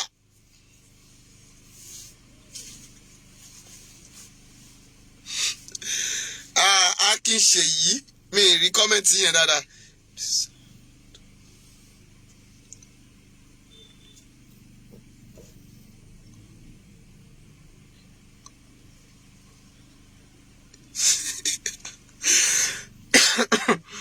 Èmi náà mo bá lọ́run ṣe ń pe àwọn ará Nàìjíríà o, Mr. Akin, torí Ọlọ́run wípé, Ọlọ́run sọ pé, Ọlọ́run wípé, Ọlọ́run sọ pé, Ọlọ́run wípé, kí ló dé? Mo dìde mo jókòó. Bẹ́ẹ̀ ni ó ṣe jàre obìnrin yìí, orí rẹ̀ ò ní burú, orí àkànkè, ìwàlẹ́wà. Ó wá ṣe lákòókò yìí TV àgbáàní tó jí àpótí èṣù.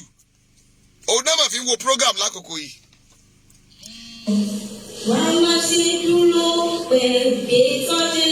Ọlọ́run ò wí bẹ́ẹ̀ mọ́ ni. Ọlọ́run ò sọ bẹ́ẹ̀. Ayé paramọ́ lọ́run. Ó dábàá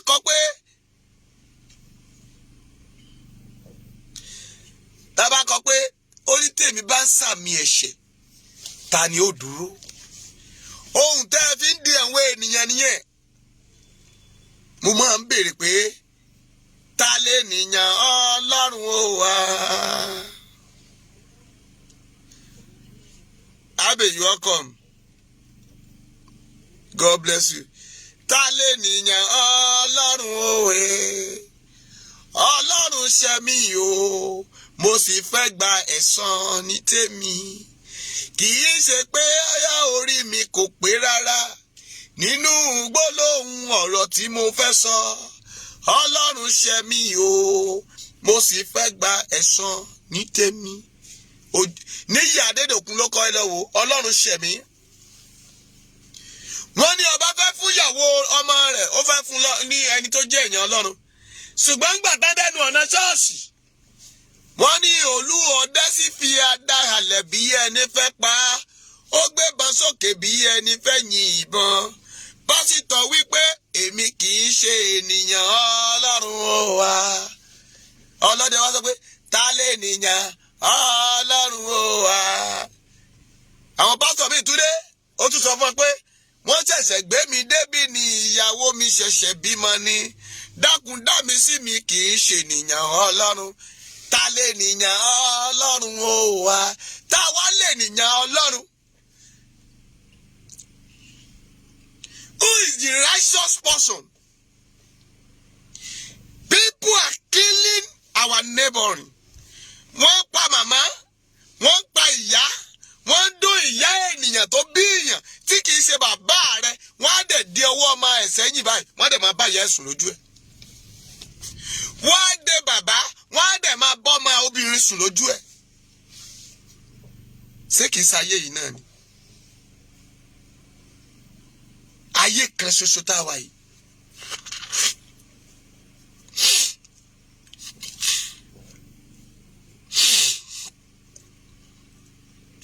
Ìwà ìkà tara ẹni nìkan. Kúmú yìí ní TV sílé báyìí. Ẹ wá wò gbà yẹn, a dẹ̀ 40 feet tèmi. Mọ́mì, wọ́n for life. Mélòó ni a ti hù sí ìwọ náà? Òun ni Bákàrè bọ́ síta. Tó bá wá yá ẹni àmì òróró ni kí ẹnikẹ́ni kí ó má ṣe fọwọ́ kàn wọ́n. Àìmọye ẹni tẹ́ ẹ ti pálákún. I said it on last times. Nígbà tí mo ṣe program. Ilẹ̀ tí Bákàrè kọ́ chọ́ọ̀chì sí nígbà tó kúrò ní Akúmẹ̀. Àbí kí lorúkọ tá ń pè bí tó wà tẹ́lẹ̀. Tó kó lọ sọ́nà Ọjọ́ta ẹ̀. Do you know how much? Emoye billions of naira tó fún Julius Berger láti kọ́ church yẹn. Julius Berger kọ́ church yẹn fún. Why you can use that money fún àwọn aláìní bàbá, aláìníyá? Kí ló dé tó donate yẹn owó yẹn fún àwọn arúgbó? You are now come out now. You have a part to play in Nigeria. Ẹ̀yin náà fẹ́ lọ kọ́ ilẹ̀ ńlá bíi ti Redeem àbí? Ẹ̀yin náà fẹ́ kọ́ 10,000 mega white seats àbí? You need to fear the God. Tẹ́ bá déwájú church yẹn, àwọn nǹkan tẹ́ kó sókè. Do you know how much is it? AC tó wà ńbẹ̀, go and look at it. Wọ́n máa tiẹ̀ síta ẹni tó wà nílùú òyìnbó gan nínú ẹ̀. Standby generator is working there every day. Daddy, èló lẹ̀ ń gbà lóṣù. Máa mi máa tún dé orí yín ò ní burú ẹ̀ ní irúkú ọmọ. Ayé ò ní pa yín lẹ́kùn lórúkọ Jésù. Ẹ ó jèrè ọmọ. Ẹ ó pẹ́ láyé kan rí kése. Ẹ ò ní rí kú ọmọ. Ọwọ́ ayé ò ní tẹ̀yìn. Ẹ máa lọ màá mi ògo yín á fọhùn. Ẹ bá mi kàn tí búkì. God bless you. Ẹ ṣe jàre, a máa tó mu hot water. A sì ń mu lamb. Àti mọ̀sán wẹ́wẹ́. Stress àná ẹ̀ ló pọ̀. Ẹ mọ bí generator AC yẹn mami ṣe Tiger generator là ń lò ìkòsí náà ń bí. Iná mélòó là ń lò Nàìjíríà? Àwọn AC tó jẹ́ pé ẹ ti mọ irú àwọn AC yẹn. Tá máa fi yan ẹja koté. Tí koté máa wọnú ẹ̀ tó máa gan báyìí. Òkú Èkó Ìkẹjà. Tá bá kóyàn sí mọ́ṣúárì. Àwọn bíi 30 horsepower. Ó ṣe yá sórí èèyàn. Mami, owó generator, owó dísù lásán, ó tó bọ́ àwọn èèyàn kan tí wọ́n ń ṣàgbé lẹ́gbẹ̀ẹ́ títì. Yorùbá kì í ṣàgbé tẹ́lẹ̀. Go and look the road now. Àwọn màámi. À ń lọ lé ní ìrìn àtọ́mọ́ fi kan. Bàbá tá a rí tó ta popcorn yẹn àtọmọ ọdún mélòó? 70. Bàbá yẹn 70 years ó ń ta popcorn ní Guinness lẹ́kọ̀ọ́ mi báyìí. Bàbá 70 years ó bọ́ sí títì. Ìgbà tán ẹ̀jẹ̀ ọmọ rẹ̀ ó wálé láti ìlú òyìnbó. Ebi sì ń pa bàbá. Owó tó wù tó dẹ̀ wà lọ́wọ́ ẹ̀. Ó bá lọ company àwọn oní 6 board. Ó dẹ̀ lọ ra 6 board. Mo wá sọ fún àwọn ọmọ mi tájọ́ lọ mo ní wo bàbá yìí. Wọ́n dẹ̀ lọ bá wọ́n ní 70 years old. Ẹ lọ sí ẹ tó bá gba Guinness kọjá kẹ́ gba Capitol wọlé. Wọ́n ta èmi ò like máa yà àwọn èèyàn léèyàn ni torí I didn't like it torí inú mi ò dùn sí ìrìn tẹ àjò tó ń lọ nílẹ̀ yìí. Mo sì mọ̀ pé Ọlọ́run yóò gbẹ̀san lára àwọn ọ̀tá wa. Àwọn pásítọ̀ ọ̀rọ̀ wọn yẹn ká lọ gbẹ́rù bàbá arúgbó yẹn. But I have plan in my mind. Kọ́lọ́run ràn mí lọ́wọ́, kọ́lọ́run ràn yín náà lọ́wọ́. Irú bàbá yẹn ó yẹ ká lọ bá ká gbé kúrò mẹ́ẹ̀. Káwọn èèyàn máa bá mi fún lówó oúnjẹ. Please, ó yá ṣì máa ṣe yẹn. Ọlọ́run bá ti ní ká rí ni o, tá bá rí àwa lọ. Ṣùgbọ́n bàbá yẹn ò yẹ kó máa ta popcorn láàrin títì. Gbogbo èèyàn dẹ̀ rí. Arúgbó ó kábà yìí. Popcorn mà ṣe o.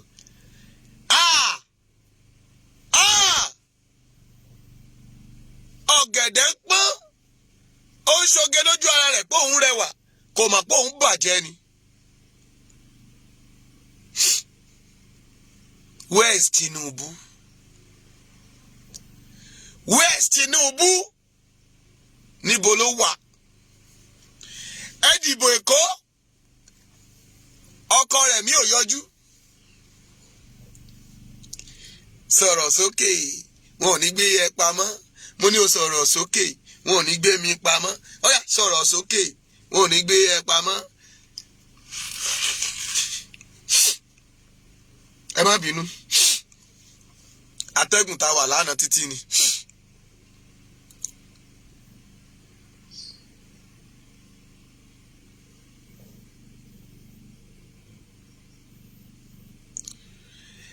Ẹ sọ̀rọ̀ ẹ bèrè béèrè lọ́wọ́ ẹ̀ pé níbo náà wà àmọ́ ibi tó wà àmọ́ àríbi tá a wá sí. Wọ́n ní bàbá travel àlọ́ rámírámí làárí àkìrìràbọ̀ ẹ̀ àdíràbọ̀ tiwọn. Àwọn tó fẹ́ ṣe president nìyẹn. Ṣé Buhari ṣì ń gba treatment? Mo ní ṣé Buhari ṣì ń gba treatment? Àwọn náà máa ṣe kí ni abẹ́rẹ́ ojoojúmọ́ náà máa gbà. Well, ṣebí mo ti sọ mo ní Bákàrè ń roko fún ara rẹ̀ ni. Mo ní ó roko fúnra ẹ̀ ni. Mo ti sọ tipẹ́tipẹ́. Mo ní ó máa jáde as a president in 2023. Have you seen it? Ṣé o ti gbọ́n tó sọ? Can I play it more? Mo fẹ́ yẹ kẹ́ gbọ́ láti bẹ̀rẹ̀. I won't say anything and I want you to listen attentively. Láti ṣe kíni? Láti gbọ́ statement yẹ. Kí wọ́n náà digest yẹ. Kó grease yẹ. Kó dẹ̀ ṣe kíni? Kó wá yànnà náà. Ó ní mo ṣe sọ fẹ́ pé má dàgbọ́ o. Torí tó o bá ti dàgbọ́, mami, ó lè fa ibà. Má ronú lé lórí.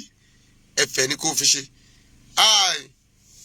Pastor Túndé Bákàrè ẹ pàtẹ́wọ́ fún ó wọlé. Somebody say Nigeria for Nigeria movement. I'm letting you know it's about to start. I'm going to champion it. It's going to go like wildfire across this nation. Nigeria for Nigerians. You'll be bigger than Save Nigeria Group.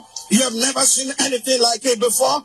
It's a movement propelled by God. Nigeria for Nigerians, to deliver us from the hands of oppressors. In the mighty name of Jesus. This is a fight to finish. I'm not going to die for this country. I'm going to live for it. Nigeria will prosper in my lifetime. Nigeria will be saved. Nigeria will be changed. Nigeria will become great. It is the wicked that the land will vomit. In the name of Jesus. Somebody say, wow.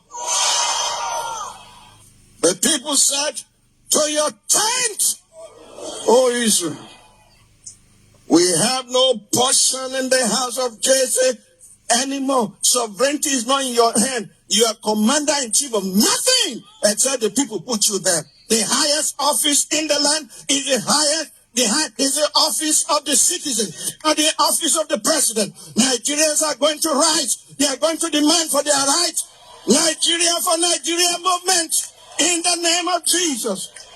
And I dare you to try to stretch your hand against me like you have done to others. Then you will know whether God sent me. I'm just empty. I'm just making noise. In the name of Jesus Christ. Somebody said, Nigeria for Nigerians. The time to save this country has come. The government can't save us. The military can't save us. The Senate, Nigerians must rise and demand for what is rightfully theirs. In Jesus' mighty name. Get out of my way. Get out of my way. Get out of my way. This is the final one. Get out of my way. Get out of my way. I love you. I served you. I respected you. I did everything to make it work for you. But you turned against me and God has turned against you. Get out of my way. Time had come for truth to be spoken. Do you understand me? I'm not holding dialogue with anybody anymore. I will not come to you. You will come to me because it is war.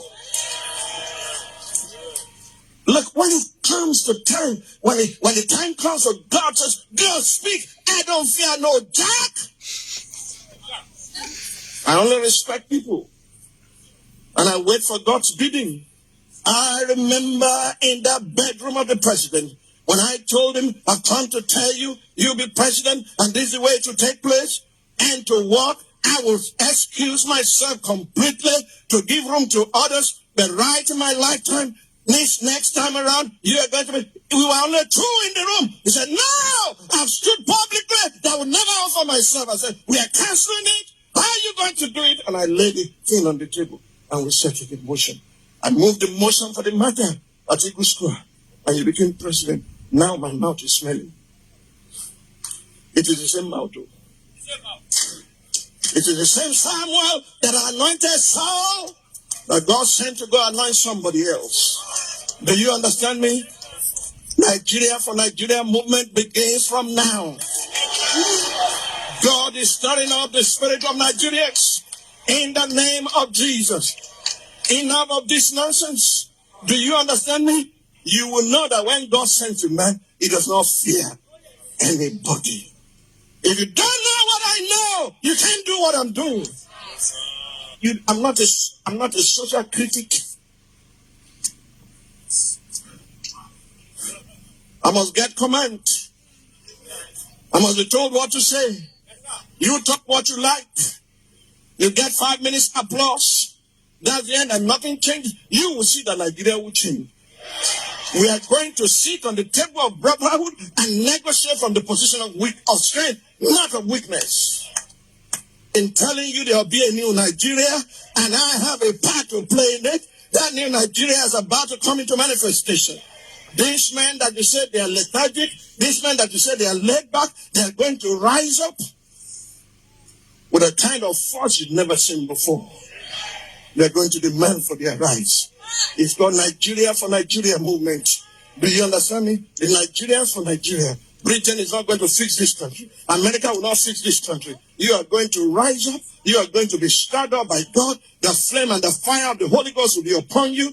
And when you enter Jerusalem, the elders will be trembling and saying, "Come down peaceably." Because before tonight, Sankamande Arabu. Ẹ ṣeun jàre. Mami, ṣé ẹ ti gbọ́? Ọpẹ́ mi pàtàkì mo kí àwọn ọba Benin lẹ́ẹ̀kan sí. Ẹ̀yin bàbá mi kádé pẹ́ lórí, kí bàtà pẹ́ lẹ́sẹ̀, kábẹ́rẹ́ ó dé kíni, káwọn olórí ó ṣiṣẹ́ ibi. Ẹ ó pẹ́ láyé kánrin kése. Ẹ ò ní sọnù, àṣẹ ò ní sọnù lẹ́nu yín. Ẹ kú ìfọmọ ènìyàn ṣe. Ẹ̀yin agbẹjọ́rò gbogbo, barista gbogbo, wọ́n sàn gbogbo yín ni mo kí o. Lórúkọ Jésù, ẹ ò ní sọnù o.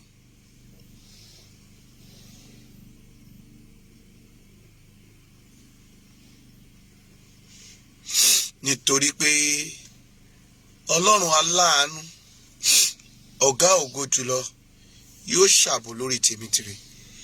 Ká tó máa lọ jẹ́ n gbàdúrà fún gbogbo wa. Lọ́la àbí lóru èní tí ò bá ti rẹra, ẹ ti mọ̀ pé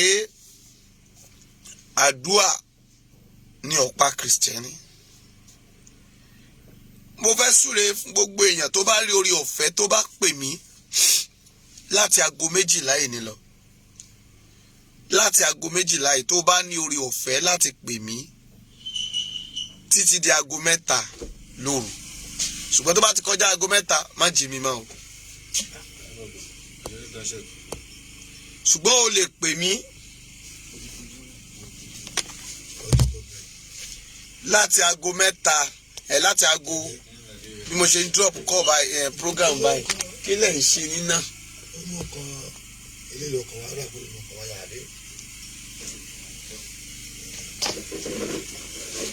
Ẹ lè pè mí sórí nọ́mbà yìí 082 57 45 5803 082 57 45 5803.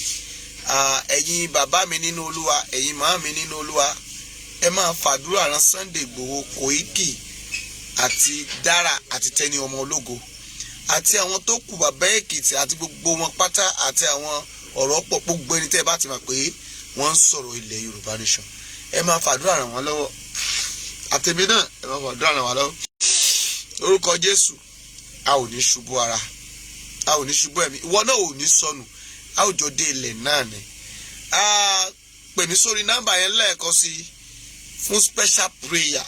Àwọn kan ṣe ń wo program tá a ṣe ní ìjẹta tí a gbàdúrà fún ìdílé. Èyí náà tún lè ní orí ọ̀fẹ́ àti pè sórí WhatsApp nọ́mbà yẹn pé o dẹ̀ fẹ́ pè wọlé 082 57 45 5803 àwa náà la máa gbé a ó sì gbàdúrà fún ọ.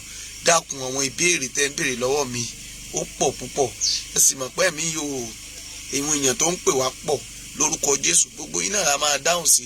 ẹni tẹ́ dẹ̀ send message sí wa láti bí ìjẹta tá ò tí wò ó ẹ má bínú ìrìn àjò ìdíròkòkò tó nú lọ́hùn ò ló ń fà á lórúkọ Jésù a ó jọ rí àánú gbà. ẹ ò ní sọnù o ẹ ti mọ̀ pé tiyín ni mò ń ṣe tọlọ́run ni mò ń ṣe tara mi ni mò ń ṣe tìdílé mi ni mò ń ṣe tàwọn ẹbí mi tó ń bọ̀ lọ́la ni mò ń ṣe lórúkọ Jésù a ó jọ ṣe débi rẹ̀. ẹ ò ní sọnù. I appreciate you all fún supporting lórí Sunday Igboho lórúkọ Jésù àdúrà ò ní ṣe wá tì ojú òsì ní tì wá a ó jọ rí àánú gbà ògo Ọlọ́run á fọhùn Jésù náà agbára wa. ẹ ṣeun púpọ̀ o ẹ̀yin tẹ̀dẹ̀ ń ràn wá lọ́wọ́ Ọlọ́run á ràn yín lọ́wọ́ o. ẹ wo ìrànlọ́wọ́ yẹn sì tún kù díẹ̀ torí pé ẹ jẹ́ ń sọ òtítọ́ fún yín a ò tọrọ ohunkóhun lọ́wọ́ ẹnikẹ́ni bó tí wọ́n bá ní ò lè ṣe. mọ́tò wa ní fort lọ́nà ìlú yẹn lánàá ló dẹ̀ jẹ́ pé oṣù overheating or something wọn ní gasket burn a sì ń gbìyànjú ẹ̀ kò tí ì mọ̀wọ́ dúró a dẹ̀ mọ̀ pé àwọn tán gbé fún wa a ní láti tún ṣe padà fún àwọn tí wọ́n ní láti lè jẹ́ kí tó bá yá Ọlọ́run á ṣe tiwa náà. ṣùgbọ́n mo fẹ́ bẹ̀ wá ẹ jọ̀ọ́ ètò bá ní torí pé àwọn èèyàn tá a jọ ń lọ náà à ń kó wọn rìn ni ẹ dẹ̀ mọ̀ pé a lè máa fẹ́ tábà ní ká máa náwó nígbà míì lóru ọ̀sán wọ́n bá ṣe ń pè wá bẹ́ẹ̀ náà là ń sá dìde láti lọ máa lọ káàkiri lórúkọ Jésù a ò ní bọ́ sọ́wọ́ ayé. ẹ mọ̀ pé ibi tán bá pè wá sí lóru a ò lè dédé láì jẹ́ pé a gbé mọ́tò tábà ní ká lọ wọ́ ọ̀kadà ò lè lọ.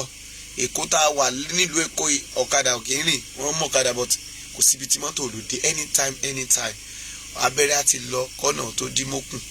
ẹ jọ̀ọ́ a bẹ̀ wá fún ìrànlọ́wọ́ díẹ̀ sí a ò tọrọ ohunkóhun lọ́wọ́ ẹnikẹ́ni o fún ìrànlọ́wọ́ a dẹ̀ mú àkáǹtì fún ẹnikẹ́ni ẹni tí Ọlọ́run bá ní ká gba ìrànlọ́wọ́ lọ́wọ́ àgbà àmọ́ èèyàn míì tán ti pè wá pé ká send account but a rí i pé kì í sì gbéraga lórúkọ Jésù Ọlọ́run á tó bùkún fún ẹ̀yin náà ẹ ra àánú gbà o ẹ jẹ́ àjọ ṣiṣẹ́ yìí papọ̀ torí a sì ń pín pépà wa kódà àwọn tán wálé wá kí mi ìtàn tó wá tájọ gbàdúrà pọ̀ àwọn kan wá lánàá àjọ gbàdúrà pọ̀ lálẹ́ àná wọ́n wá àjọ gbàdúrà pọ̀ wọ́n ti bá àwọn pépà rẹpẹtẹ tá a sì tún lẹ̀ mami no retreat no surrender we are move forward a ní láti tẹ̀síwájú ìyẹn a lè dáwọ́ dúró a ní láti tẹ̀síwájú ẹ jọ̀ọ́ a ní àsọ pé àìkẹ́ ra mọ́tò fún wa àwọn mami Mọ́túndé àtàwọn kan wọ́n sowọ́pọ̀ wọ́n sì gbé kan fún àmọ́nì but ó ṣọfà eighty and kò gbádùn rárá irú àwọn àti wọ́n lè jẹ́rìí sí nǹkan tí irú lánàá yẹn lẹ́ni táyà mélòó lára lẹ́ni táyà méjì tó fọ́ dànù àwọn tó kún bọ̀ wá bá ṣe ń rà náà ló fọ́ dànù àmọ́ tá a ṣe fún àwọn ojú ọ̀nà yẹn lórúkọ Jésù ẹ̀dẹ̀ mọ̀ pé bá dẹ̀ ṣe ń rìn òun náà là fi ń rìn káàkiri lórúkọ Jésù ayé ò ní mú ẹ o ayé ò dẹ̀ ní mú mi DSS ò ní fọwọ́ kàn ẹ o wàá rògolo ṣùgbọ́n Ọlọ́run yóò gbé wa lékè hallelujah. Pè mí sórí nọ́mbà yìí ìwọ tó fẹ́ pè mí Yusuf Wálé oníká inbox òun ẹ̀rọ ànúgbà àmà inbox yín lórúkọ Jésù ẹ̀rọ ànúgbà à inbox yín sà ẹ ṣeun o ẹ̀yin tẹ́ ń pè mí màá ka mẹ́sẹ̀gì ẹ tẹ́lẹ̀ ti pè mí tí mi ti gbé ẹ bẹ̀rẹ̀ sí ń pè láti sìn yìí à máa gbé ní kọ̀ọ̀kan ẹ̀rọ ànúgbà pè mí sórí nọ́mbà yìí 08057455803 ògo ni fún Ọlọ́run lókè rẹ̀ orúkọ mi ò yí padà wòlíì ọmọọba Bíọ́dún Great Chapel Ministry lórúkọ Jésù àwùjọ rí ògolo ilẹ̀ Yorùbá Ọlọ́run ti gbà fún wa up Yorùbá nation now no retreat no surrender no going back no going back ẹ̀yin tẹ́ wà lórí gúrùpù lórí WhatsApp a máa bára wa sọ̀rọ̀ lálẹ́ yìí látọjọ́ èmi kì í sọ̀rọ̀ rẹpẹtẹ ńbẹ̀ but lálẹ́ yìí ẹ̀yin tẹ́ bá mọ̀ pé wà ní gúrùpù yẹn we need discussion a bit kékeré a fẹ́ bára wa discuss kékeré lórí ibẹ̀ yẹn lórúkọ Jésù a ó jọ rí àánú gbà ògo sì ní fún orúkọ yín o Jésù náà agbára wa. God bless you. It is well with you all. Bye. See you tomorrow. Ní yíyè ẹ ò ní kú. Bíbélì sọ wípé ẹ kì yóò kú kankan bí kò ṣe yíyè. Admin pè mí o. God bless you. Bye bye.